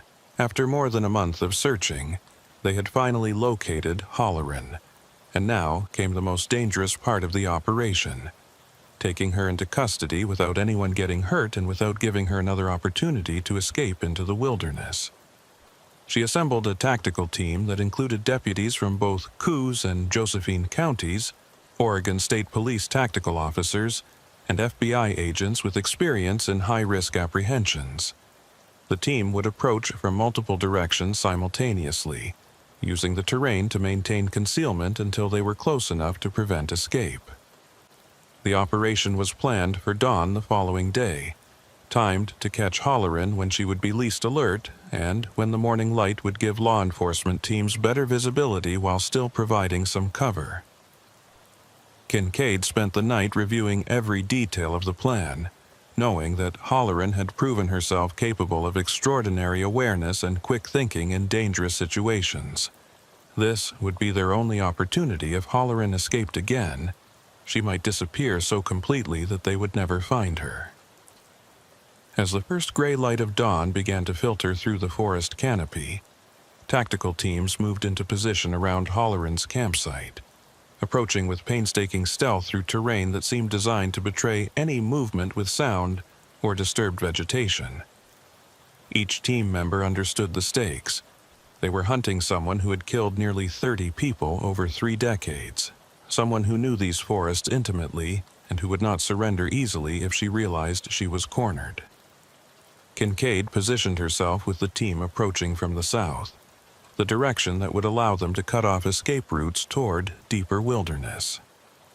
Through the undergrowth, she could see the rock ledge where Halloran had established her camp, and she could make out the shape of someone moving near the small tent that had been erected in the sheltered space.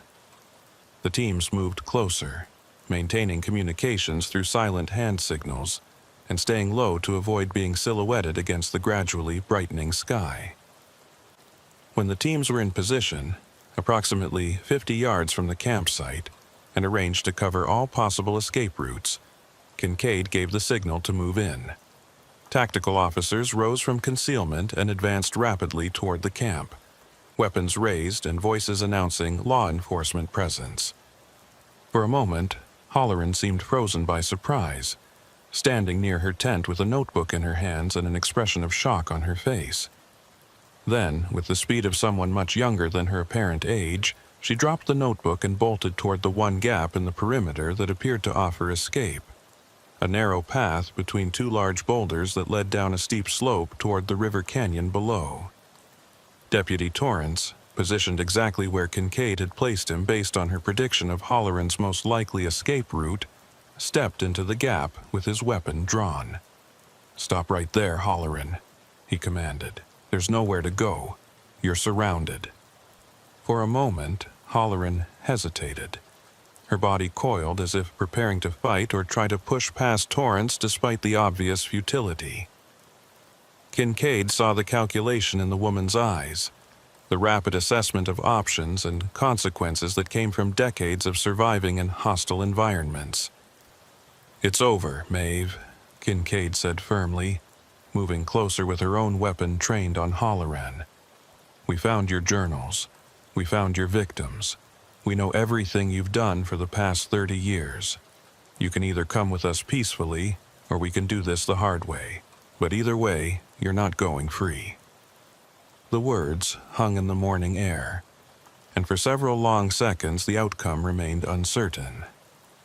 Halloran stood poised between fight and flight, her weathered face showing no emotion, but her body language radiating tension and barely controlled violence. Then, slowly, Halloran raised her hands in surrender, though the expression on her face was not one of defeat, but rather of contemptuous defiance. "You think this is over?" she said quietly, her voice carrying clearly in the silence of the forest.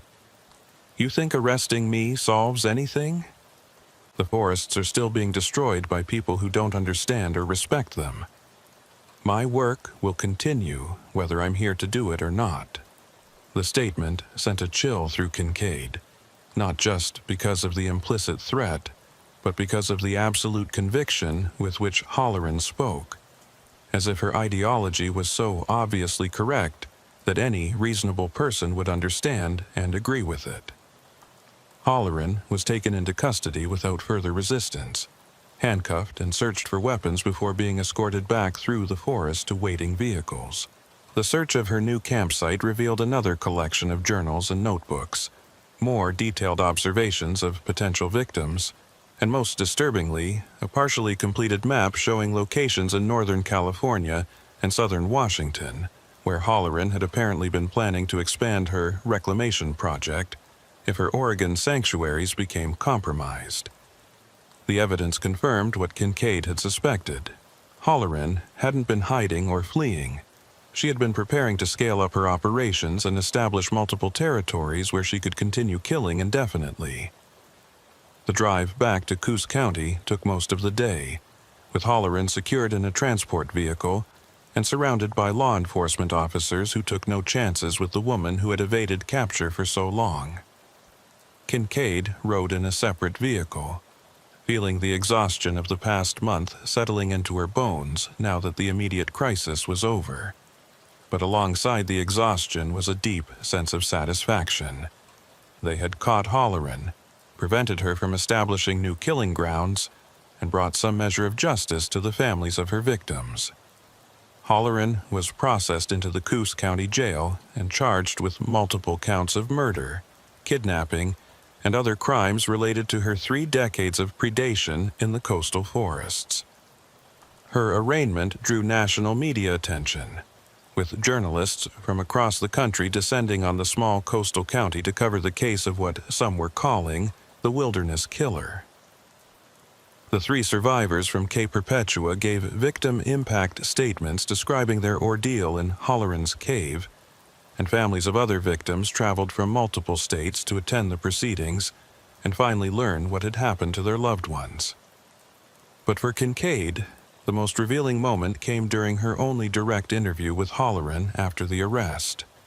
The interview took place in a secure room at the county jail, with Halloran seated across a metal table from Kincaid and displaying the same cold composure she had shown throughout the process. When Kincaid asked her directly why she had killed so many people over such a long period of time, Halloran's answer was delivered without hesitation or apparent remorse. "Because they didn't belong in those forests," Halloran said simply. "They treated the wilderness as their personal playground, with no understanding of the damage they were causing or the privilege they were abusing. Someone had to protect these places from the people who would destroy them through ignorance and carelessness." She paused, and something that might have been satisfaction flickered across her face. "I gave each of them a chance to understand, to learn why their presence was harmful. Most of them failed that test. The forests are better off without them."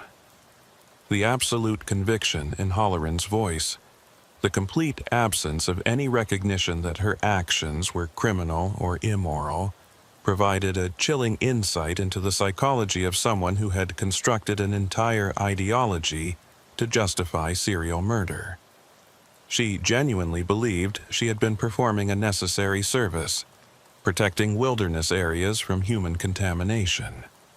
The fact that this required killing dozens of people over 3 decades was, in her mind, simply the price that had to be paid for environmental preservation. Kincaid ended the interview shortly after that exchange, recognizing that there was no point in trying to make Halloran acknowledge the harm she had caused or feel remorse for her victims. The woman was not insane in any legal sense.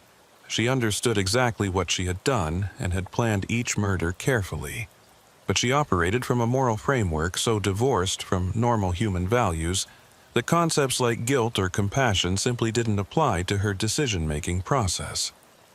In the weeks that followed, as prosecutors built their case and forensic teams continued recovering remains from locations identified in Halloran's journals, Kincaid found herself reflecting on the nature of evil and how it could flourish in the empty spaces of rural America. Halloran hadn't been a monster in appearance or demeanor. She had been an educated, articulate person who could have contributed positively to environmental causes if her passion hadn't been twisted into something homicidal. But somewhere along the way, she had crossed a line that separated legitimate environmental concern from murderous extremism, and she had done it so gradually that she never recognized the transformation herself. The trial, when it eventually took place, was a formality rather than a genuine contest. The evidence against Halloran was overwhelming. Journals documenting her crimes, physical evidence linking her to multiple victims, testimony from survivors, and her own statements acknowledging her actions while insisting they were justified. The jury deliberated for less than 4 hours before returning guilty verdicts on all counts. The judge sentenced Halloran to multiple consecutive life terms without possibility of parole, effectively ensuring she would die in prison. But even as Halloran was led from the courtroom to begin serving her sentence, Kincaid couldn't shake the feeling that this wasn't truly an ending. Halloran had spoken during sentencing, delivering a brief statement in which she expressed no remorse but instead predicted that others would eventually recognize the necessity of her work and continue it. "The wilderness will always need protection from those who would harm it," she had said calmly. "My methods may be condemned, but my purpose was righteous. Others will understand that, even if this court cannot." The statement haunted Kincaid in the weeks after the trial concluded, not because she believed Halloran would inspire copycat killers, but because it highlighted a disturbing truth about how isolated extremists could rationalize horrific actions as virtuous behavior. Halloran had spent 30 years killing people while genuinely believing she was making the world better, protecting something precious from destruction. That combination of conviction and delusion was perhaps more frightening than simple evil, because it suggested that anyone with strong enough beliefs and sufficient isolation could potentially travel down a similar path. As spring returned to the Oregon coast, and the forests once again filled with hikers and campers enjoying the spectacular beauty of the region, Sheriff Arden Kincaid continued her patrols of the coastal areas, now seeing them through the lens of what she had learned during the investigation. The same wilderness that offered peace and renewal to visitors had also provided perfect cover for decades of murder. The isolation that made these forests so appealing for those seeking escape from civilization had also allowed a killer to operate with impunity, taking victims who disappeared into the landscape as completely as if they had never existed. The case was closed, the killer imprisoned, and justice served in the eyes of the law. But for Kincaid, some questions remained unanswered and perhaps unanswerable. How many people had passed Halloran on the trails over the years, never knowing they were in the presence of a serial killer? How many potential victims had unknowingly avoided selection by behaving in ways that met Halloran's twisted criteria for respecting the wilderness? And most disturbingly, were there others like Halloran living in isolated areas throughout the country, developing their own ideological justifications for violence, while law enforcement remained unaware of their existence? These questions had no satisfying answers, and Kincaid knew they would remain with her for the rest of her career.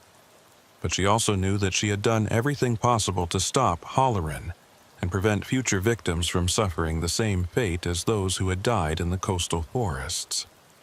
The wilderness remained beautiful and dangerous, appealing and deadly, exactly as it had always been. And somewhere in the maximum security prison where Maeve Halloran would spend the rest of her life, the woman who called herself a protector of forests sat in a concrete cell, still convinced that her murders had been necessary and justified, still believing that the wilderness was better off because of what she had done. 6 months after Maeve Halloran's conviction and sentencing, Sheriff Arden Kincaid stood at the edge of the Cape Perpetua overlook, watching fog roll in from the Pacific Ocean and swallow the coastline in its familiar gray embrace.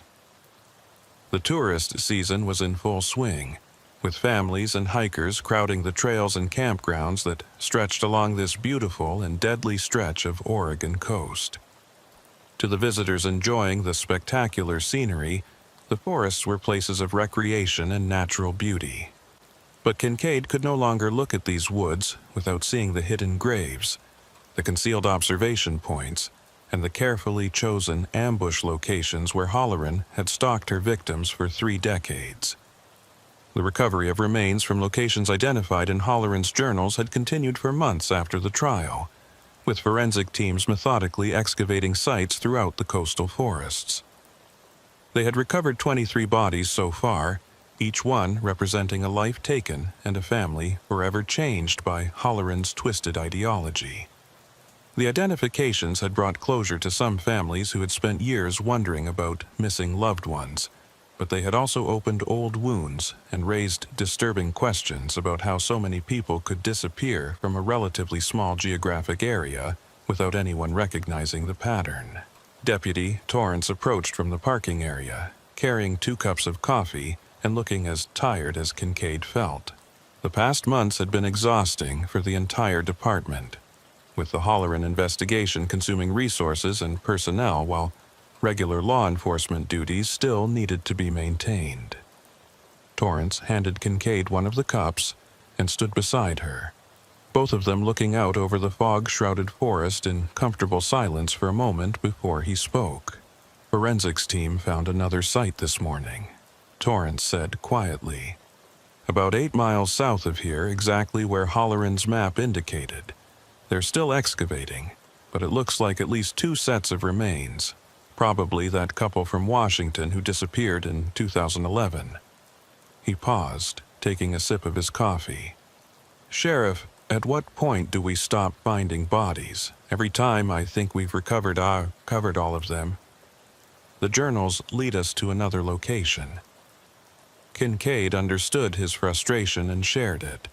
The enormity of Halloran's crimes continued to expand as each new recovery revealed the full scope of her predation. "We keep looking until we've checked every location she documented," Kincaid replied firmly. "These families deserve to know what happened to their loved ones, and those victims deserve to be properly buried instead of rotting in unmarked graves. We owe them that much, even if it takes years to complete." What troubled Kincaid more than the ongoing recovery operations was the question that had haunted her since Halloran's final statement in court. Were there others like her operating in isolated areas throughout the country? The FBI had taken that possibility seriously enough to launch a nationwide review of missing persons cases from remote wilderness areas, looking for patterns that might indicate other serial killers using Halloran's methods. The preliminary results had been disturbing. There were hundreds of unsolved disappearances from national forests, state parks, and other wilderness areas, many of them showing similarities to the cases in Coos County: personal belongings left behind, no clear evidence of accidents or foul play, and victims who simply vanished into the landscape. The FBI had sent Special Agent Patricia Williams to Coos County to conduct follow-up interviews and gather information that might help identify other potential cases. Williams had spent 2 weeks reviewing the Halloran investigation files and interviewing Kincaid, Torrance, and the 3 survivors from the cave. She had also attempted to interview Halloran herself at the Oregon State Penitentiary, but the convicted killer had refused to speak with her, maintaining the silence she had adopted after her sentencing. Agent Williams had shared some of her findings with Kincaid before returning to FBI headquarters, and the information had been sobering. We're identifying at least 15 other cases nationwide that show remarkable similarities to Halloran's pattern, Williams had explained. Isolated killers who live in remote areas near popular wilderness destinations, victims who disappear without trace from campsites or hiking trails, and a complete absence of physical evidence despite intensive searches. We don't know if these cases represent other serial killers like Halloran, or if there are other explanations, but the statistical clustering is concerning. That conversation had taken place 3 weeks ago, and Kincaid had been unable to stop thinking about its implications since then. If there were 15 other Halloran-type predators operating in wilderness areas across the country, how many victims had they claimed? How long had they been operating undetected? And most importantly, how could law enforcement identify and stop them before more people died? These questions had no easy answers, but they had motivated Kincaid to develop new protocols for her department's handling of missing persons cases in wilderness areas.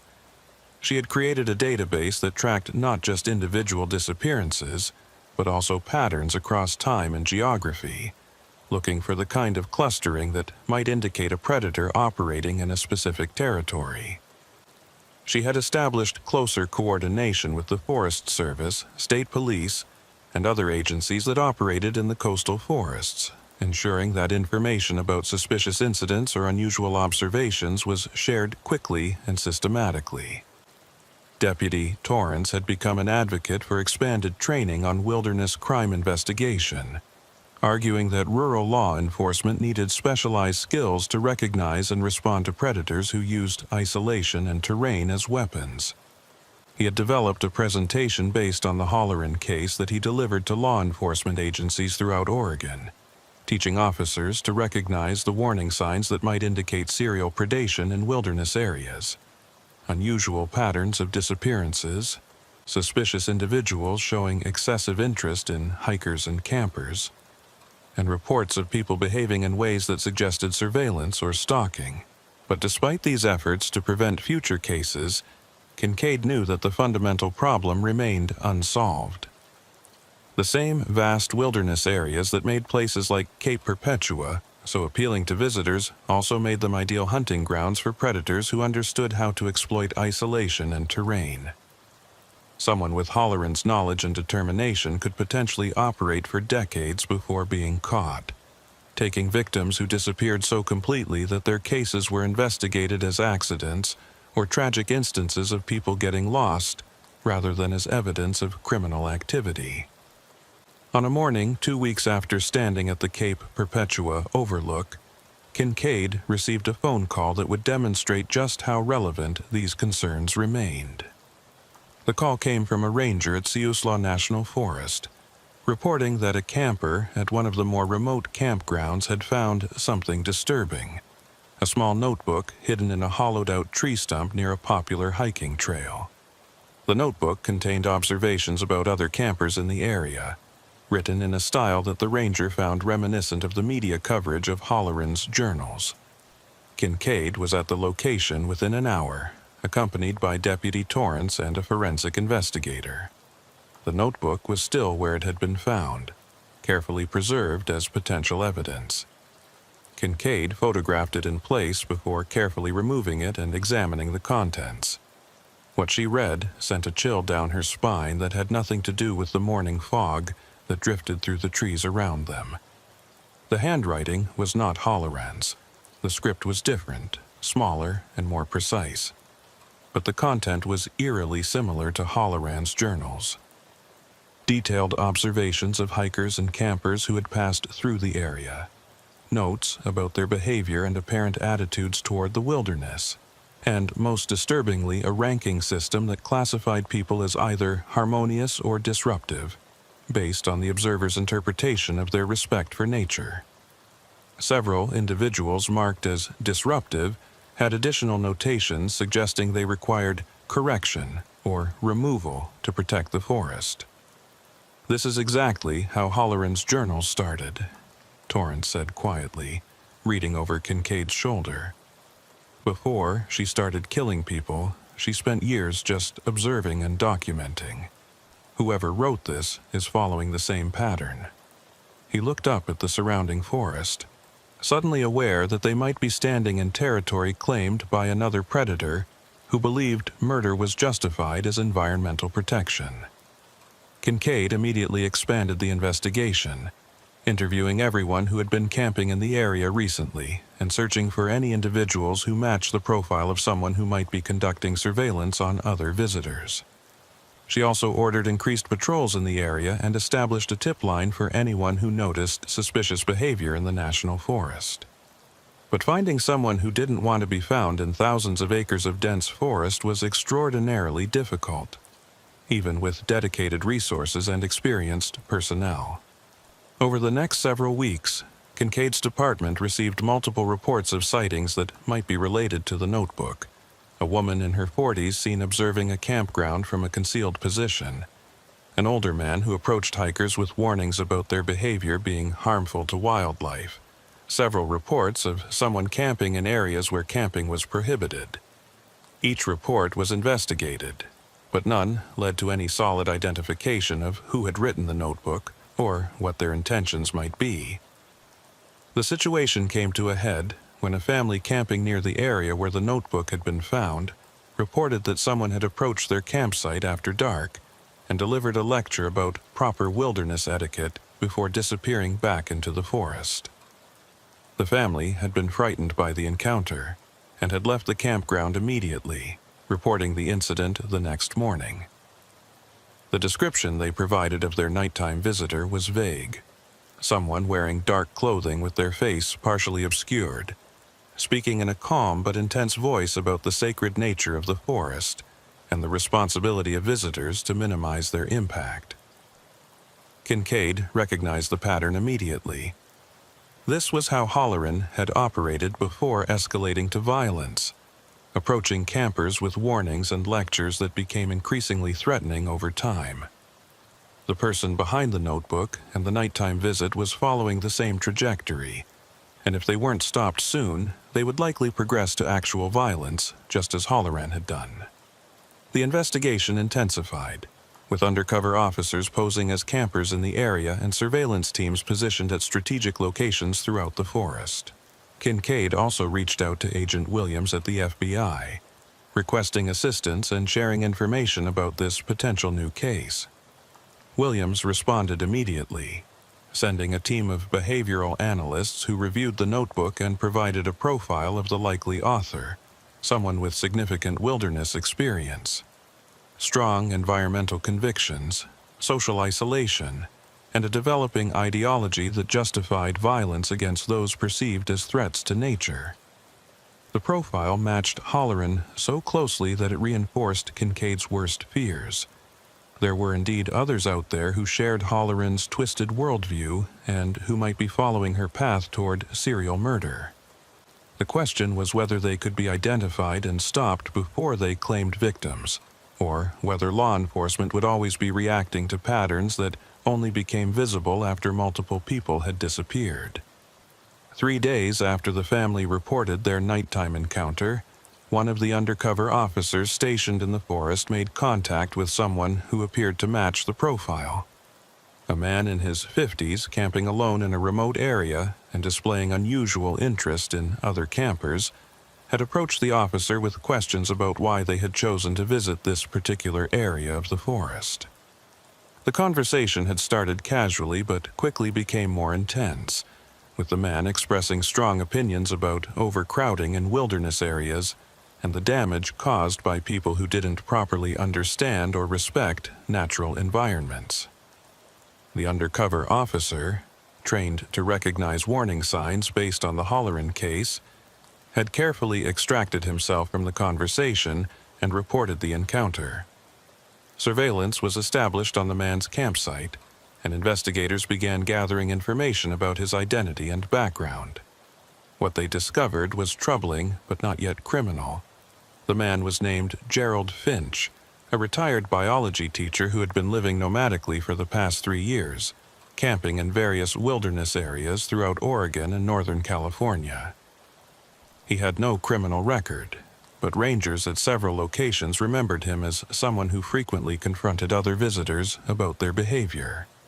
Kincaid faced a difficult decision. Finch hadn't actually committed any crimes. Observing other campers wasn't illegal, and even the notebook entries, while disturbing, didn't constitute evidence of criminal intent. Approaching him openly might alert him to law enforcement interest and cause him to either flee or become more careful about concealing his activities. But not confronting him meant leaving him free to potentially escalate to violence if he followed Holloran's pattern. After consulting with prosecutors and the FBI, Kincaid made the decision to conduct a welfare check on Finch, using the pretense of ensuring he had proper permits for his extended camping stay. The contact would allow them to interview him, assess his mental state, and make clear that law enforcement was aware of his presence in the area. It was a calculated risk, but one that seemed justified given the potential danger if Finch was indeed developing into another Holloran.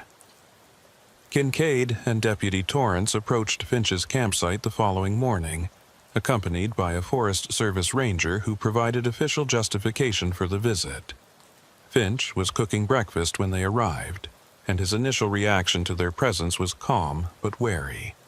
He confirmed his identity and explained that he was conducting personal research on forest ecology, documenting the impact of human visitation on wildlife patterns.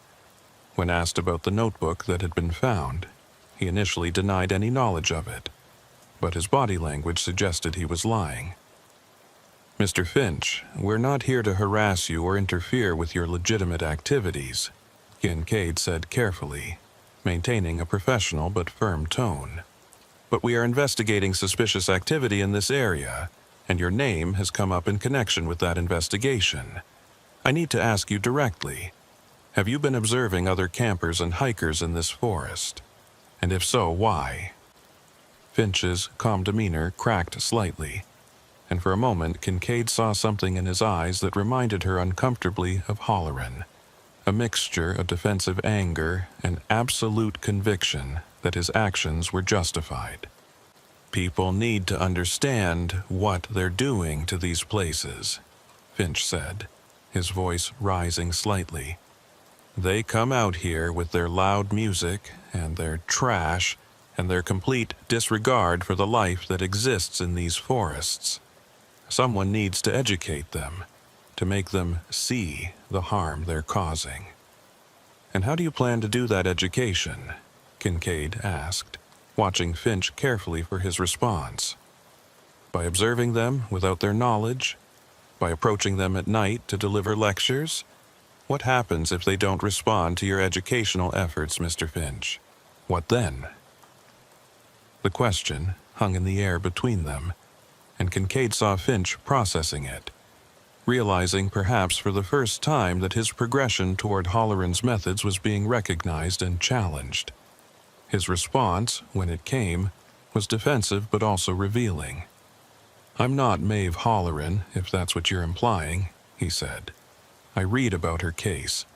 What she did was wrong, but her underlying concern about protecting wilderness areas from destructive human behavior, that was valid. There has to be a way to address that concern without resorting to violence." It was the opening Kincaid had been hoping for, an acknowledgement that Finch saw himself as different from Holloran while also sharing her core ideology. She spent the next hour talking with Finch, carefully navigating between law enforcement authority and something closer to intervention, trying to pull him back from the path he was traveling before it led to irreversible actions. She explained how Holloran's convictions had led her to justify murder, how the isolation of living alone in the wilderness had allowed her worldview to become increasingly distorted and extreme, and how easy it would be for someone else to follow that same trajectory if they weren't careful. By the end of the conversation, Finch had admitted to writing the notebook, and to confronting the family at their campsite. He insisted he had never intended to harm anyone, and was genuinely shocked when Kincaid explained how his actions appeared from a law enforcement perspective, as the early stages of behavior that could escalate to violence. She arranged for Finch to speak with a counselor who specialized in working with people whose environmental concerns had become obsessive, and she made clear that continued surveillance would be maintained on his activities in the region. The encounter with Gerald Finch represented neither a complete success nor a failure. Kincaid had potentially prevented someone from following Holleran's path to serial murder, but she had also learned just how many people might be out there with similar ideologies and similar potential for violence. The Holleran case hadn't been an isolated aberration. It was an example of how extreme environmental ideology combined with isolation and mental instability could create killers who operated for decades before being caught.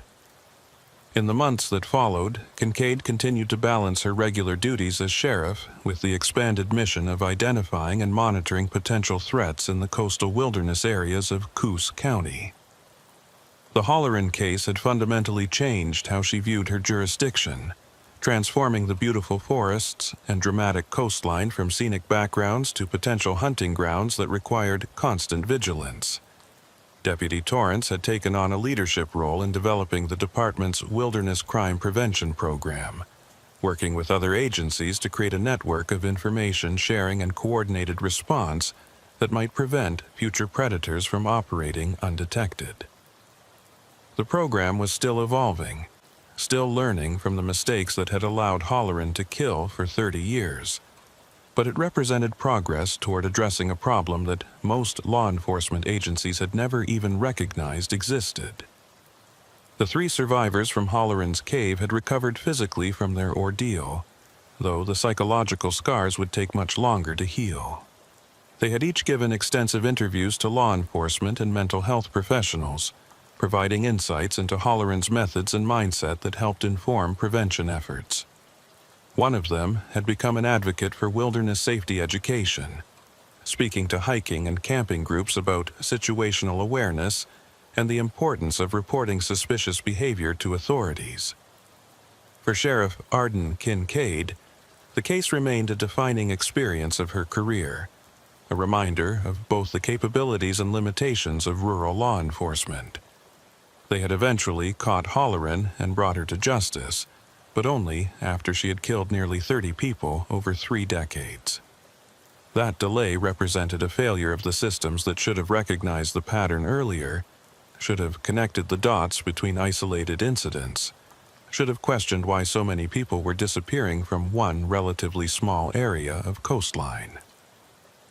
On a foggy morning, 1 year after Holleran's arrest, Kincaid returned to the cave where the 3 survivors had been rescued, now sealed, and marked with a memorial plaque honoring all of Holleran's victims. She stood at the entrance, looking out over the coastal forest that stretched in all directions, and reflected on what the case had taught her about the nature of evil and the challenges of protecting people in vast, empty spaces. Evil didn't always announce itself with obvious violence or dramatic confrontation. Sometimes it grew slowly in isolation, feeding on ideology and justification until it became so normalized to the person harboring it that murder seemed not just acceptable but necessary. Maeve Holleran had spent 30 years killing people while believing she was performing a noble service, protecting something precious from those who would harm it. The tragedy was that her underlying concern, the need to protect wilderness areas from damage, was legitimate. What had gone wrong was her complete loss of perspective on the value of human life compared to environmental preservation. As Kincaid walked back through the forest toward her patrol vehicle, she passed hikers on the trail, families enjoying the natural beauty of the Oregon coast, children laughing and exploring with the joy of discovery. This was what the forests were meant to be, places where people could connect with nature, find peace, and create memories. Holleran's attempt to restrict these places to only those she deemed worthy had been fundamentally wrong, regardless of how she had justified it to herself. But Kincaid also knew that the wilderness would would always harbor dangers, both natural and human. People would continue to get lost, to fall from cliffs, to succumb to exposure. And occasionally, predators would emerge from the isolation to prey on the vulnerable. The best she could do was remain vigilant, learn from the patterns that past cases revealed, and work to identify threats before they could claim victims. The case files on Maeve Holleran would remain open for years, as more bodies were recovered and more victims identified. The investigation into potential similar cases in other wilderness areas would continue indefinitely, with law enforcement agencies across the country now alert to patterns they had previously overlooked. And in a maximum security prison cell in Oregon, Holleran herself would spend the rest of her life convinced that she had been right, that her mission had been noble, and that history would eventually vindicate her actions. Sheriff Arden Kincaid knew better. She had seen the faces of the survivors, heard the grief of the families, and walked through the places where Holleran had hidden her victims. There was no justification for what Holleran had done, no ideology that could make murder acceptable, no cause that was worth the destruction of so many lives. The forests would endure, with or without Holleran's twisted protection, and law enforcement would continue working to ensure that people could enjoy those forests without fear of the human predators who might be watching from the shadows. As she drove back toward Coquille, the fog began to lift from the coastal forests, revealing the stunning beauty of the landscape in the afternoon sun. Somewhere in those forests, the final victims of Maeve Holleran still lay in unmarked graves, waiting to be found and given the dignity of proper burial. The search would continue, the healing would proceed, and life in Coos County would gradually return to something resembling normal. But for Kincaid, nothing would ever be quite the same. Every fog-shrouded morning, every isolated campsite, every report of a missing hiker would carry echoes of the Holleran case, reminders that evil could wear the disguise of environmental concern, and that the most dangerous predators were often those who believed most completely in the righteousness of their actions. The wilderness remained beautiful, but it would never again seem quite as innocent as it had before she learned what monsters could hide in its empty spaces. Sheriff Harlan Vickery had spent 22 years patrolling the high desert of Deschutes County, Oregon, where sagebrush stretched to distant horizons and the wind carried the smell of juniper across landscapes that seemed unchanged since the last ice age retreated 10,000 years earlier. He knew every back road, every abandoned homestead, every place where teenagers went to drink and where criminals went to hide things they didn't want found. In all those years, he had built a reputation as a fair but uncompromising lawman who treated everyone the same regardless of their connections or status in the community.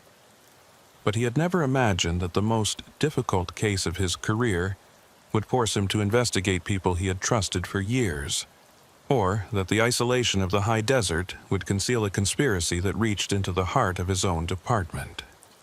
The call came in at 11:47 p.m. on a February night, when a late winter storm was hammering the high desert with freezing rain and wind gusts that made driving treacherous on the best roads and nearly suicidal on the dirt tracks that connected remote properties. The caller was a truck driver who had pulled over on Highway 20 about 30 miles east of Bend to wait out the worst of the weather. He reported seeing what looked like an abandoned vehicle about a quarter mile off the highway, its headlights still on but no visible occupants. In normal conditions, it might have been nothing worth calling about, but in this weather, an abandoned vehicle with its lights on suggested someone might be in trouble and need help. Vickery took the call himself, partly because he was already on patrol in that area, and partly because the storm had kept most of his deputies off the roads unless absolutely necessary. At 54 years old, he was one of the most experienced drivers on his force, and he figured if anyone could safely navigate to the abandoned vehicle, it would be him. He radioed dispatch to let them know he was responding, then carefully turned his patrol vehicle toward the location the truck driver had described. The drive took nearly 20 minutes, even though the distance was only about 12 miles, because the freezing rain had turned the highway into a skating rink and visibility was reduced to whatever his headlights could illuminate through the curtain of precipitation. When he finally reached the approximate location, Vickery slowed to a crawl and began scanning the desert scrubland for any sign of vehicle lights.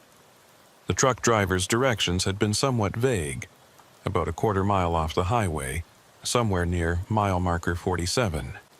And in this weather, distances and landmarks were difficult to judge. Then he saw them, 2 pinpoints of light cutting through the storm, positioned at an odd angle that suggested the vehicle had driven off the highway and into the desert but hadn't traveled very far before stopping. Vickery found a relatively safe place to pull over, activated his emergency lights, and retrieved his heavy-duty flashlight before stepping out into the brutal weather. The wind hit him like a physical force, and the freezing rain stung any exposed skin. He pulled his hood tighter and began making his way toward the distant lights, his boots crunching through the thin crust of ice that had formed over the sagebrush and volcanic rock. As he approached, Vickery could make out more details of the vehicle. A dark-colored SUV, probably a Ford Explorer or similar model, positioned nose down in a shallow ravine, as if it had simply driven straight off the highway and continued until momentum ran out. The headlights were still on, illuminating a patch of desert in front of the vehicle, and the engine was running, its exhaust creating clouds of steam that mixed with the freezing rain. But there was no sign of anyone inside or around the vehicle, which immediately struck Vickery as strange.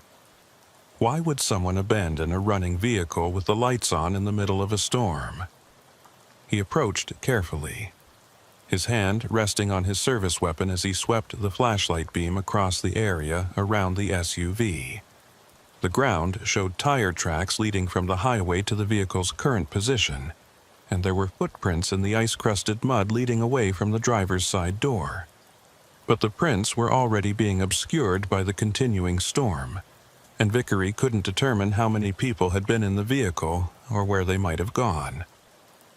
The driver's side door was unlocked, and Vickery opened it carefully, noting that the interior light came on and the vehicle appeared to be in good mechanical condition. The keys were still in the ignition, which was unusual but not unprecedented in situations where someone had fled a vehicle quickly. What was more concerning was what Vickery saw on the seats and dashboard. This wasn't an abandoned civilian vehicle. It was an unmarked law enforcement vehicle, and the equipment visible inside included a police radio, a laptop computer mounted on a stand, and a shotgun secured in a rack between the front seats. Vickery felt his pulse quicken as he processed this discovery. An unmarked police vehicle abandoned in the desert during a storm could mean an officer was in trouble, possibly injured and needing help. He immediately radioed dispatch, reporting his findings and requesting backup along with search and rescue resources. But even as he made that call, something about the scene bothered him. The vehicle was positioned deliberately rather than crashed. It had been driven into the ravine under control, not as a result of an accident, and there were no signs of struggle or violence inside the vehicle. Just the normal clutter of someone who spent a lot of time working from their car. While waiting for backup to arrive, Vickery conducted a more thorough examination of the vehicle, photographing everything with his phone and taking careful notes. The license plate check confirmed what he had suspected.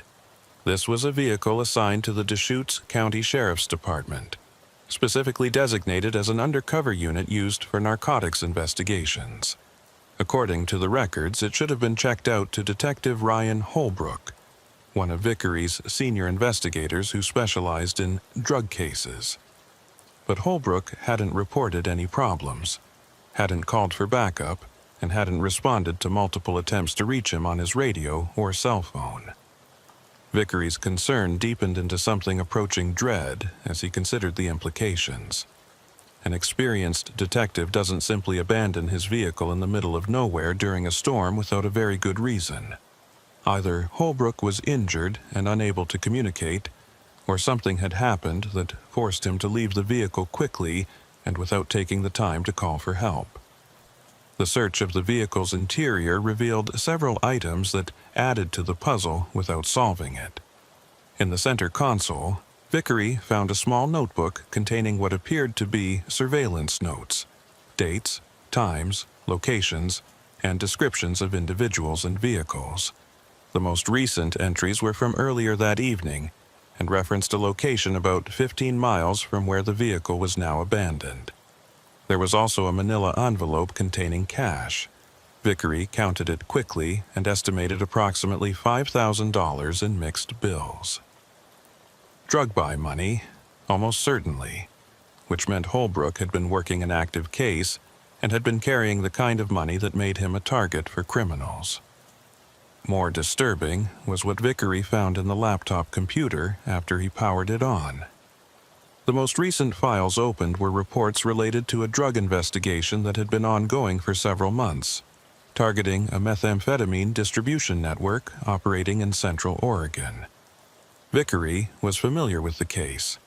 Holbrook had been the lead investigator, working with several other detectives and with assistance from the Oregon State Police and DEA.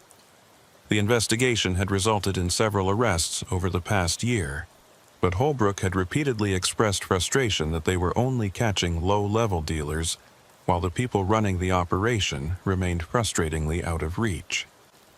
What caught Vickery's attention was a document that appeared to have been created just hours earlier. A summary report that Holbrook had apparently been preparing but hadn't yet submitted through official channels. The report detailed surveillance conducted over the previous 2 weeks and included a list of suspects and persons of interest. Several names on the list were familiar to Vickery as people who had already been arrested and were awaiting trial. But 3 names near the bottom of the list made his blood run cold. Deputy Marcus Ashford, Dispatch Supervisor Linda Brennan, and Evidence Technician Thomas Keller, all employees of the Deschutes County Sheriff's Department. Vickery read the report carefully, his mind racing to process what he was seeing. According to Holbrook's notes, these 3 department employees had been observed meeting with known drug dealers at locations and times that suggested they weren't conducting official law enforcement business. Holbrook had documented vehicle movements, photographed meetings, and even recorded snippets of conversations that suggested the employees were receiving payments in exchange for information about ongoing investigations. The report concluded with Holbrook's assessment that the department had been compromised from within, and that the drug organization they were investigating had been successfully staying ahead of law enforcement because they were receiving advance warning about raids, surveillance operations, and arrest warrants. The implications were staggering. If Holbrook's suspicions were correct, then 3 people Vickery had trusted and worked with for years were actively betraying the department and facilitating drug trafficking in the county. And if Holbrook had discovered this conspiracy, then his disappearance tonight might not be coincidental. He might have been silenced by people who had everything to lose if his investigation became public. Backup units began arriving within 30 minutes, their emergency lights creating a surreal light show in the continuing storm. Vickery briefed the responding deputies on what he had found, but was careful about what information he shared, suddenly aware that he couldn't completely trust anyone in the department until he knew the full scope of the conspiracy Holbrook had been investigating. He ordered the vehicle secured as a crime scene and organized a search pattern to look for any sign of a Holbrook in the surrounding area. The search continued through the night and into the following morning, hampered by the storm and the vast emptiness of the high desert. Dozens of personnel combed the area around the abandoned vehicle, calling Holbrook's name and looking for any trace of where he might have gone. Search dogs were brought in once the weather improved enough for them to work, but the storm had obliterated most scent trails, and the dogs could establish no clear direction of travel from the vehicle. As the sun rose over the desert, painting the landscape in shades of gold and amber, Vickery made the difficult decision to expand the investigation beyond just a search for a missing officer. He contacted the Oregon State Police and requested that their Internal Affairs Division send investigators to review Holbrook's allegations about corruption within the Sheriff's Department. He also quietly began his own investigation, carefully reviewing duty rosters, dispatch records, and evidence logs to see if he could find patterns that might support or refute Holbrook's suspicions. What he found was subtle, but damning. Over the past 18 months, there had been numerous instances where drug raids had found locations empty, despite intelligence suggesting active operations. Surveillance targets had changed their routines or moved to new locations just days before planned arrests. Defense attorneys had raised questions about the handling of evidence in several cases, suggesting someone had tampered with or compromised material evidence. Individually, these incidents could be explained as bad luck, poor intelligence, or simple mistakes. But when viewed as a pattern, especially through the lens of Holbrook's allegations, they painted a picture of systematic sabotage. Vickery pulled the personnel files for Ashford, Brennan, and Keller, looking for anything that might explain why they would betray the department. Marcus Ashford was a 32-year-old deputy with 8 years of service, good performance reviews, and no obvious financial problems. But digging deeper, Vickery discovered that Ashford's wife had medical bills from a cancer treatment that had left them with significant debt despite insurance coverage. Linda Brennan was 50 years old and had worked as a dispatcher for 15 years. She lived modestly, but Vickery learned she was supporting an adult son who had his own drug addiction problems. Thomas Keller was 28, had been with the department for 5 years, and appeared to live beyond his means based on his salary, expensive car, regular vacations, and a lifestyle that suggested income from sources other than his evidence technician position. Each of them had reasons they might be vulnerable to corruption, but Vickery knew that financial pressure alone didn't make someone a criminal. He needed more concrete evidence before he could move against them, and he needed to ensure that any investigation was conducted carefully enough that if they were guilty, they wouldn't have time to destroy evidence or flee before being arrested. 2 days after Holbrook's vehicle was discovered, Vickery's investigation received an unexpected break. Otis Wren, a mechanic who operated a small repair shop on the outskirts of Bend, called the Sheriff's Department and asked to speak with Vickery specifically. Wren explained that he had been following the news coverage of Detective Holbrook's disappearance and had information that might be relevant to the investigation. Vickery met Wren at his shop, a modest operation that serviced vehicles for both civilian and law enforcement customers. Wren was a weathered man in his 60s who had lived in Deschutes County his entire life and had a reputation as both a skilled mechanic and someone who minded his own business. The fact that he was voluntarily contacting law enforcement suggested he considered the information important enough to overcome his natural reticence. "Sheriff, I don't like getting involved in things that aren't my business," Wren began, his discomfort obvious. "But I've been thinking about something I saw a few days ago, and after hearing about your missing detective, I figure I need to tell somebody." He gestured toward his workspace where several vehicles were in various states of repair. "I service vehicles for your department sometimes, and about a week ago, Deputy Ashford brought in his personal truck for some work. While I was working on it, I found something wedged under the seat that he must have dropped. A prepaid cell phone, still in the package." Vickery felt his pulse quicken. Prepaid phones were commonly used by criminals and people who wanted to communicate without creating records that could be traced back to them.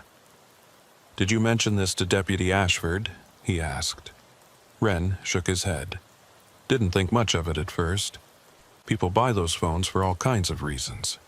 But I put it in my office safe to give back to him next time I saw him, and then I got curious and turned it on to make sure it still worked." He paused, clearly uncomfortable with what he was about to reveal. "Sheriff, that phone had been used to make dozens of calls over the past few months. I didn't listen to any messages or anything, but I could see the call logs, and some of the numbers it had been calling. Well, I recognized a couple of them because I'd seen them in news reports about drug arrests. This was the concrete evidence Vickery needed to move forward with the investigation. He seized the phone as evidence and obtained a warrant to examine its contents and track its usage patterns. The forensic analysis revealed exactly what he feared. The prepaid phone had been used to make calls to known drug dealers immediately before several planned raids, providing enough advance warning for the criminals to clear out before law enforcement arrived. The phone had also received calls from another prepaid number that investigators were able to trace to Linda Brennan's home address through cell tower records. Armed with this evidence and the information from Holbrook's abandoned vehicle, Vickery coordinated with Oregon State Police Internal Affairs investigators to build cases against Ashford, Brennan, and Keller. The investigation had to be conducted with absolute secrecy. If the suspects learned they were under investigation, they would likely destroy evidence and might flee the jurisdiction. Vickery also had to consider the possibility that there were other corrupt employees in the department beyond the 3 Holbrook had identified. The operation to arrest the 3 suspects was planned with military precision and executed simultaneously on a Tuesday morning 3 weeks after Holbrook's disappearance. State police investigators arrested Marcus Ashford at his home as he was preparing to leave for his shift. Linda Brennan was taken into custody at the dispatch center by investigators who had been positioned there in advance. Thomas Keller was arrested in the evidence room where he worked, prevented from accessing any materials that might be destroyed. The arrests sent shockwaves through the sheriff's department and the wider law enforcement community in Central Oregon. The idea that trusted employees had been systematically betraying the department and facilitating drug trafficking was difficult for many to accept. But the evidence was overwhelming. Searches of the suspects' homes and vehicles revealed additional prepaid phones, records of cash payments, and in Keller's case, actual drugs that he had stolen from the evidence room and presumably sold or traded. But the arrests raised as many questions as they answered. Most significantly, what had happened to Detective Holbrook? The 3 arrested employees all denied any knowledge of Holbrook's disappearance and insisted they had nothing to do with whatever had happened to him. Their attorneys argued that even if their clients had been involved in corruption, there was no evidence linking them to any violence against Holbrook. Vickery wasn't convinced by these denials. The timing was too suspicious. Holbrook had been investigating the corruption and had documented evidence against the 3 employees, and then he had disappeared under circumstances that suggested foul play.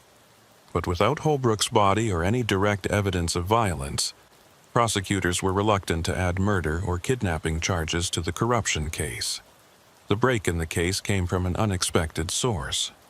Darla Fenwick, a reporter for the Bend Bulletin who had been covering the corruption scandal, received an anonymous tip directing her to a specific location in the desert about 40 miles from where Holbrook's vehicle had been found. The tipster claimed that something related to the missing detective could be found there.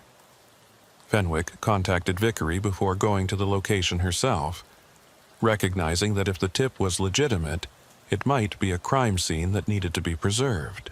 Vickery assembled a team and traveled to the coordinates provided by the anonymous tipster. The location was a remote area of Bureau of Land Management land, accessible only by rough 4-wheel drive roads and rarely visited except by occasional hunters or rock collectors. What they found there explained much about Holbrook's disappearance and added a terrible finality to the investigation.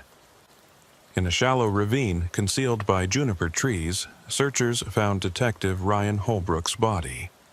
He had been shot twice, and based on the condition of the remains and the crime scene evidence, he had been dead since the night his vehicle was found. The murder had been committed with careful planning. Holbrook had been lured to this remote location, executed, and hastily buried in a location where he might have remained undiscovered for years, if not for the anonymous tip. The forensic investigation of the crime scene provided crucial evidence. Tire tracks found near the burial site matched the tread pattern of a vehicle owned by Thomas Keller. Ballistics analysis of the bullets recovered from Holbrook's body matched a weapon that had been reported stolen from the sheriff's department evidence room months earlier, a theft that Keller, as evidence technician, would have been in a perfect position to commit. Cell phone records showed that Ashford, Brennan, and Keller had all been in communication on the night of Holbrook's disappearance, despite having no official reason to be coordinating with each other. Most damning was evidence found during a more thorough search of Ashford's property. A storage unit he had rented under a false name contained items belonging to Holbrook, including his badge, service weapon, and personal effects that had been missing from the abandoned vehicle. The items appeared to have been kept as insurance, something Ashford could use to prove his role in eliminating the threat Holbrook represented to the conspiracy. With this evidence, prosecutors were able to charge all 3 suspects with conspiracy to commit murder, and Marcus Ashford was additionally charged with first-degree murder for his direct role in killing Holbrook. The investigation revealed that when Holbrook had gotten too close to exposing their activities, the 3 conspirators had decided he needed to be eliminated.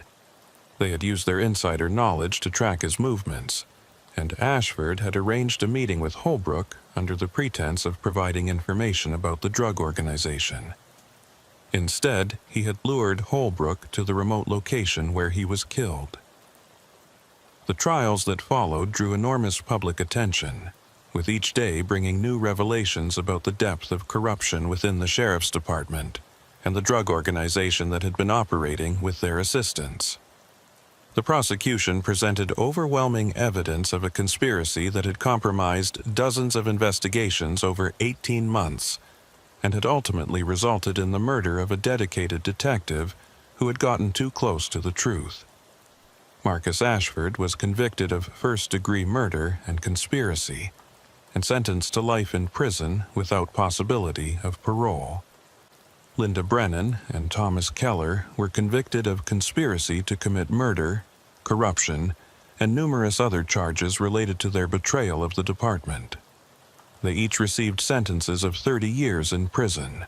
For Sheriff Harlan Vickery, the case represented both a professional success in bringing the conspirators to justice and a personal failure in not recognizing the corruption within his own department sooner. He had trusted these employees, had worked alongside them for years, and had never suspected that they were capable of such betrayal. The fact that Detective Holbrook had died while investigating corruption that Vickery himself should have detected was a burden that would weigh on him for the rest of his career. In the aftermath of the trials, Vickery implemented sweeping reforms within the sheriff's department, including enhanced internal oversight, regular audits of evidence handling procedures, and improved psychological screening for employees with access to sensitive information. He also established a confidential reporting system that allowed employees to report concerns about corruption or misconduct without fear of retaliation. The anonymous tipster who had directed reporter Darla Fenwick to Holbrook's burial site was never identified. Speculation suggested it might have been someone else within the drug organization who had been disturbed by the murder and wanted to see justice done, or possibly someone within the department who had suspected the corruption but had been too afraid to come forward until after the arrests. Whoever they were, their decision to provide that crucial information had ensured that Holbrook's killers faced justice and that his family had closure.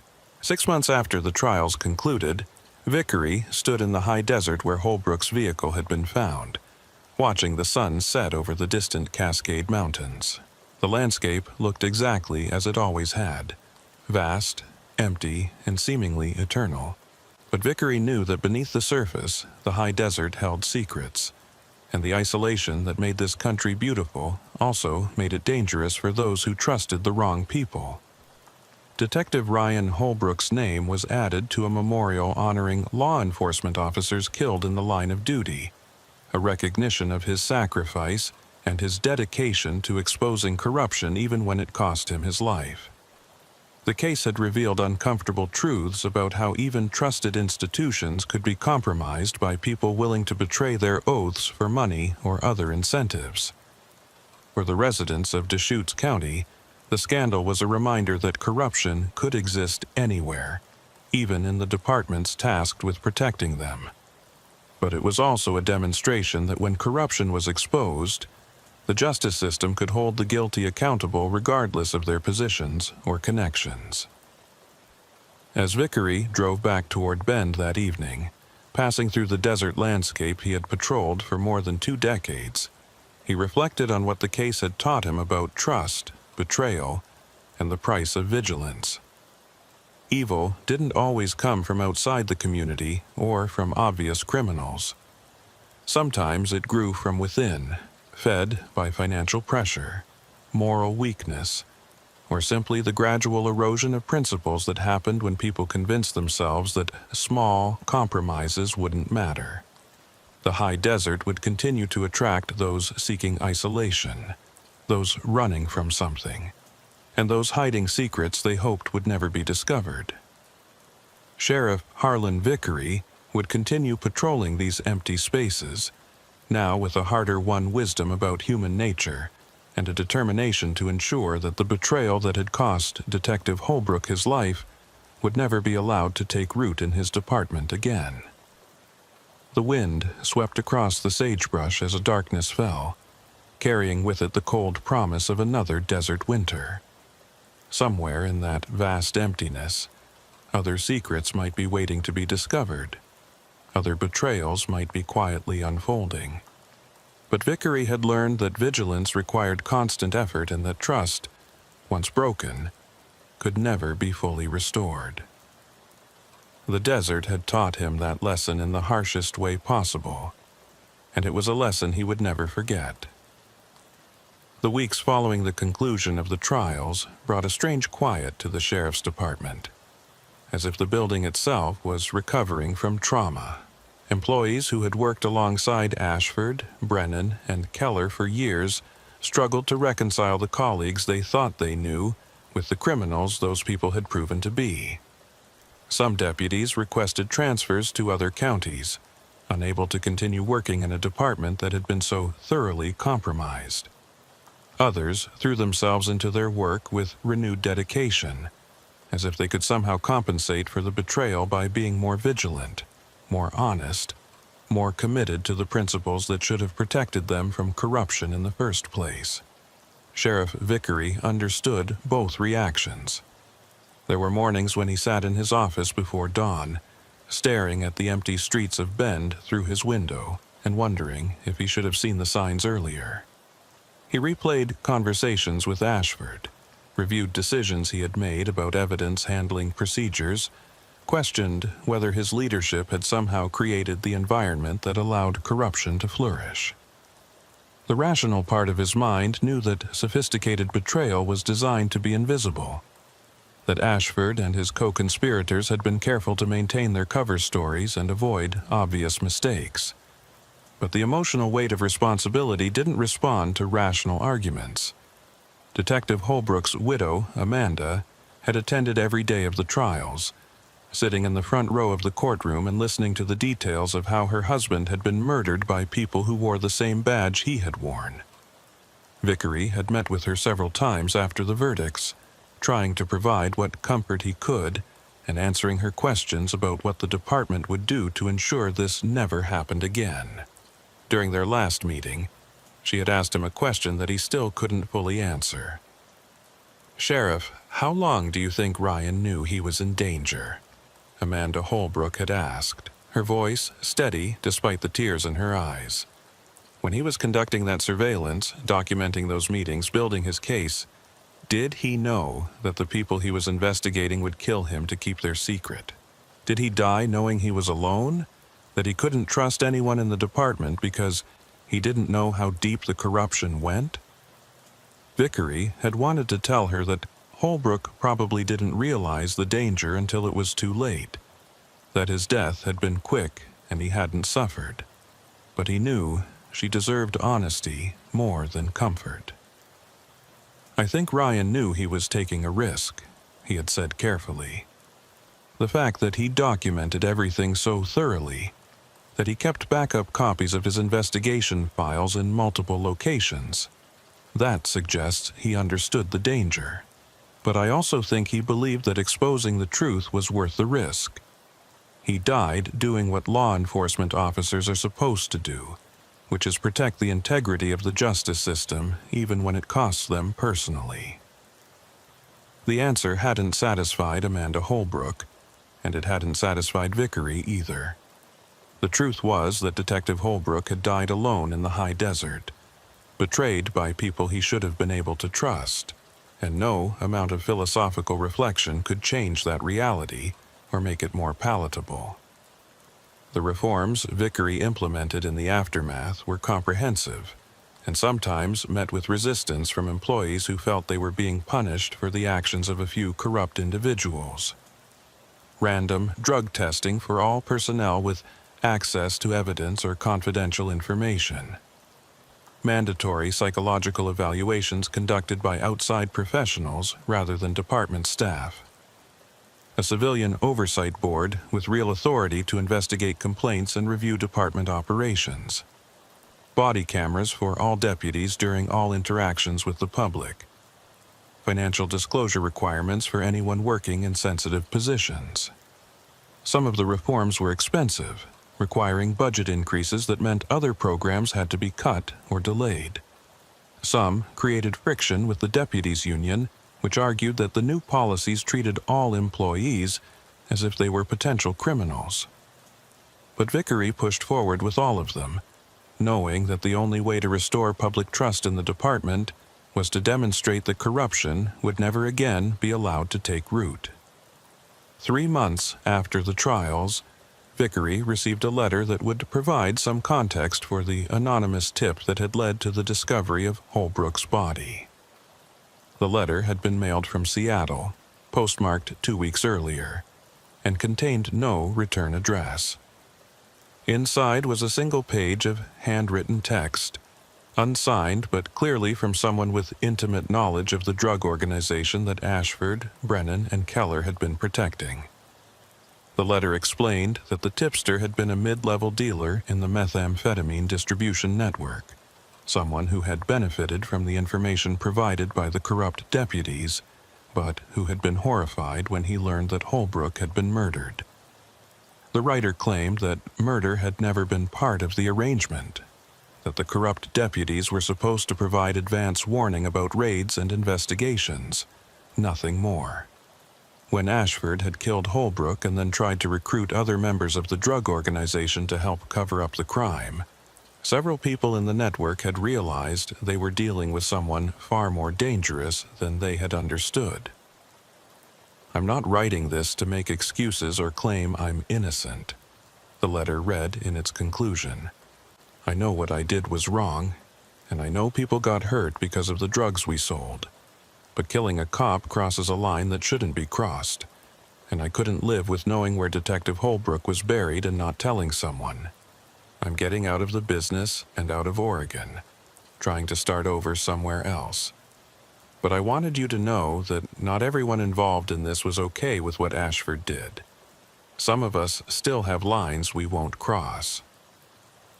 Vickery had the letter analyzed by forensic experts who confirmed that the handwriting matched samples obtained from one of the dealers who had been arrested during the larger investigation, but who had disappeared before trial after posting bail.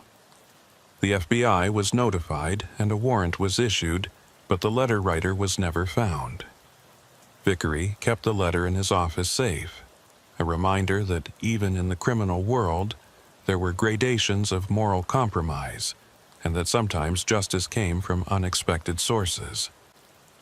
The physical landscape of Deschutes County remained unchanged by the scandal that had rocked its law enforcement community. The high desert continued to stretch toward distant horizons. The juniper trees grew and died according to patterns established millennia ago, and the wind carried the same scents it had always carried. But for Vickery, the meaning of that landscape had been altered. The isolation that had once seemed like a feature of the high desert's beauty now seemed like a vulnerability, a quality that allowed secrets to be hidden and crimes to be concealed. On his patrols through the empty spaces between small communities, Vickery found himself studying the landscape with new awareness. That abandoned homestead where teenagers gathered to drink, had it also been used by drug dealers to store or distribute their product? That rough four-wheel drive road, leading to nowhere in particular, had corrupt deputies used it to meet with their criminal contacts away from observation? The vast emptiness that made the high desert so appealing to those seeking escape from crowded cities also made it perfect for those seeking to escape from accountability. One evening, nearly 6 months after the trials, Vickery drove out to the location where Holbrook's vehicle had been found. The site had been thoroughly processed by forensic teams and had long since been released as a crime scene, but Vickery felt drawn to it, as if standing in the place where the betrayal had become undeniable might help him understand something he was still struggling to process. He parked his patrol vehicle on the highway shoulder and walked out into the desert, following the faint traces of tire tracks that were still visible despite months of wind and weather. The ravine where the SUV had been found looked unremarkable in the fading light, just another shallow depression in the volcanic rock and sagebrush that characterized this landscape. But Vickery could picture the scene as it must have been on that stormy February night. Holbrook's vehicle positioned deliberately rather than crashed. The headlights still on, the engine running, creating the impression of an accident or an emergency that required immediate response. It had been a trap, carefully set by people who knew exactly how law enforcement would respond to an abandoned police vehicle in dangerous weather. Ashford had been waiting nearby, probably concealed in the darkness beyond the reach of the vehicle's headlights. When Holbrook had approached to investigate his own abandoned vehicle, lured there by a fake emergency call that had come through channels Ashford controlled, he had been ambushed and forced into Ashford's vehicle at gunpoint. The whole thing had probably taken less than 5 minutes. Then Ashford had driven Holbrook 40 miles to the remote burial site, executed him with a weapon stolen from the evidence room, and hastily concealed the body before returning to his normal duties as if nothing had happened. The level of premeditation was chilling. This wasn't a crime of passion or an act of panic. It was a calculated murder designed to eliminate a threat to a profitable criminal enterprise. And it had been carried out by someone who had sworn an oath to protect and serve. Someone Vickery had trusted and worked alongside for years. As darkness settled over the high desert and the first stars became visible in the clear sky, Vickery stood beside the ravine and allowed himself to feel the full weight of what had happened. A good man had died because Vickery's department had been compromised. Families throughout Deschutes County had been affected by drugs that should have been intercepted but weren't, because corrupt employees provided advance warning. The justice system itself had been damaged by the revelation that people sworn to uphold it had instead undermined it for profit. But standing in that empty desert, Vickery also felt something else. A renewed sense of purpose. The betrayal had been profound, but the response to that betrayal would define what the sheriff's department became in its aftermath. They could allow the corruption to be the final word, could let cynicism and distrust poison the organization permanently. Or they could use the painful lessons learned to build something stronger, more accountable, and more worthy of public trust. The drive back to Bend took nearly an hour, and Vickery used that time to think about the future rather than dwelling on the past. Detective Holbrook couldn't be brought back, and the damage done by Ashford, Brennan, and Keller couldn't be undone. But the department could honor Holbrook's memory by ensuring that his sacrifice meant something, that the corruption he had exposed led to lasting change rather than temporary reforms that faded once public attention moved on to other stories. When Vickery finally pulled into the parking lot of the sheriff's department headquarters, he sat in his vehicle for a few minutes before going inside, looking at the building where he had worked for more than 2 decades. The structure itself was unremarkable, a low-slung concrete and steel building that could have housed any government agency or commercial operation. But what happened inside that building mattered. The decisions made there, the standards upheld there, the integrity maintained there. All of it affected people's lives in ways both obvious and subtle. Vickery had always understood that intellectually, but now he understood it viscerally, in a way that came from having witnessed the consequences when those standards and that integrity were compromised.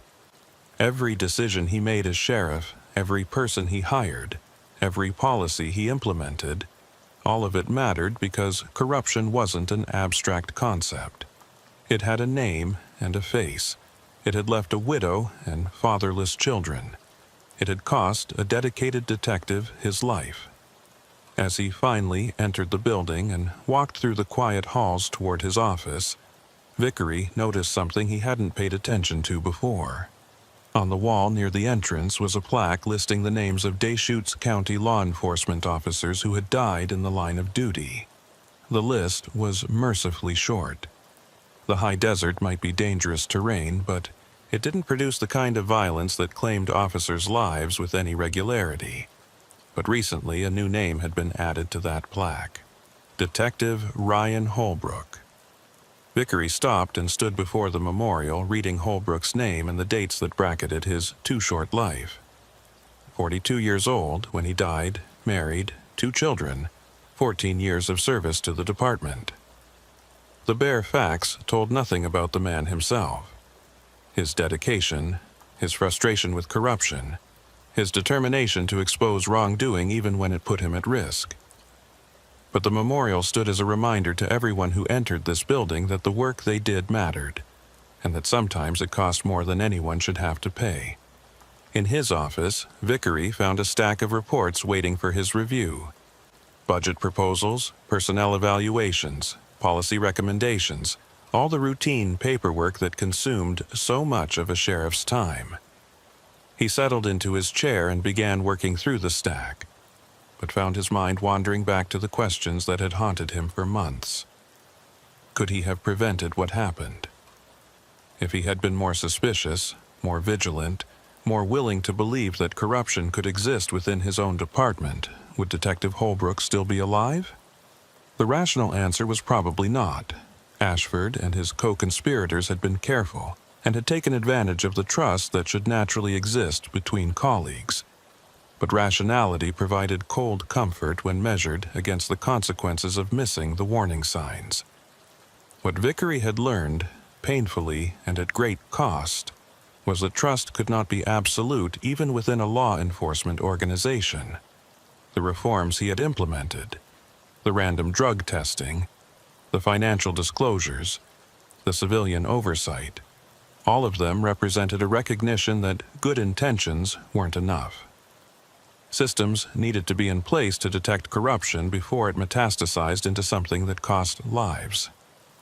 Some of his deputies resented those systems, viewing them as evidence that Vickery no longer trusted his own people.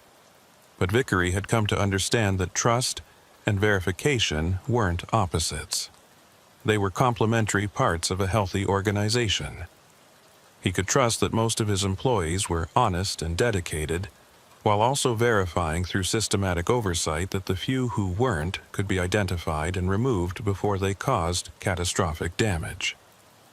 The night deepened outside his office window, and the streets of Bend grew quiet as businesses closed and residents settled into their homes. Vickery continued working through his paperwork, but part of his attention remained focused on the larger questions that had no easy answers. How did you prevent betrayal? How did you maintain trust while acknowledging that some people would abuse that trust? How did you honor the memory of someone who had died exposing corruption by ensuring that their death led to meaningful change? He didn't have complete answers to any of those questions, but he had learned something fundamental about leadership in the aftermath of the scandal, that it required both strength and humility. Strength to make difficult decisions and implement unpopular reforms. Humility to acknowledge that no leader could prevent all wrongdoing or protect everyone under their responsibility. As midnight approached, Vickery finally finished his paperwork and prepared to head home.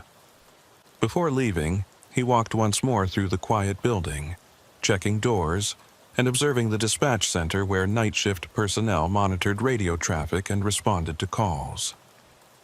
Everything appeared routine, professional, exactly as it should be. But Vickery knew that appearances could be deceiving, that routine could conceal rot, and that professional demeanor could mask criminal intent. He stepped outside into the cold desert night, feeling the wind that never seemed to completely stop in this high country. Somewhere out in that vast darkness, the high desert stretched for hundreds of miles, holding whatever secrets it had always held. Some of those secrets were innocent, the private lives of ranchers and small-town residents who valued their solitude. Others were darker, the hidden activities of criminals who used the emptiness as cover for their operations.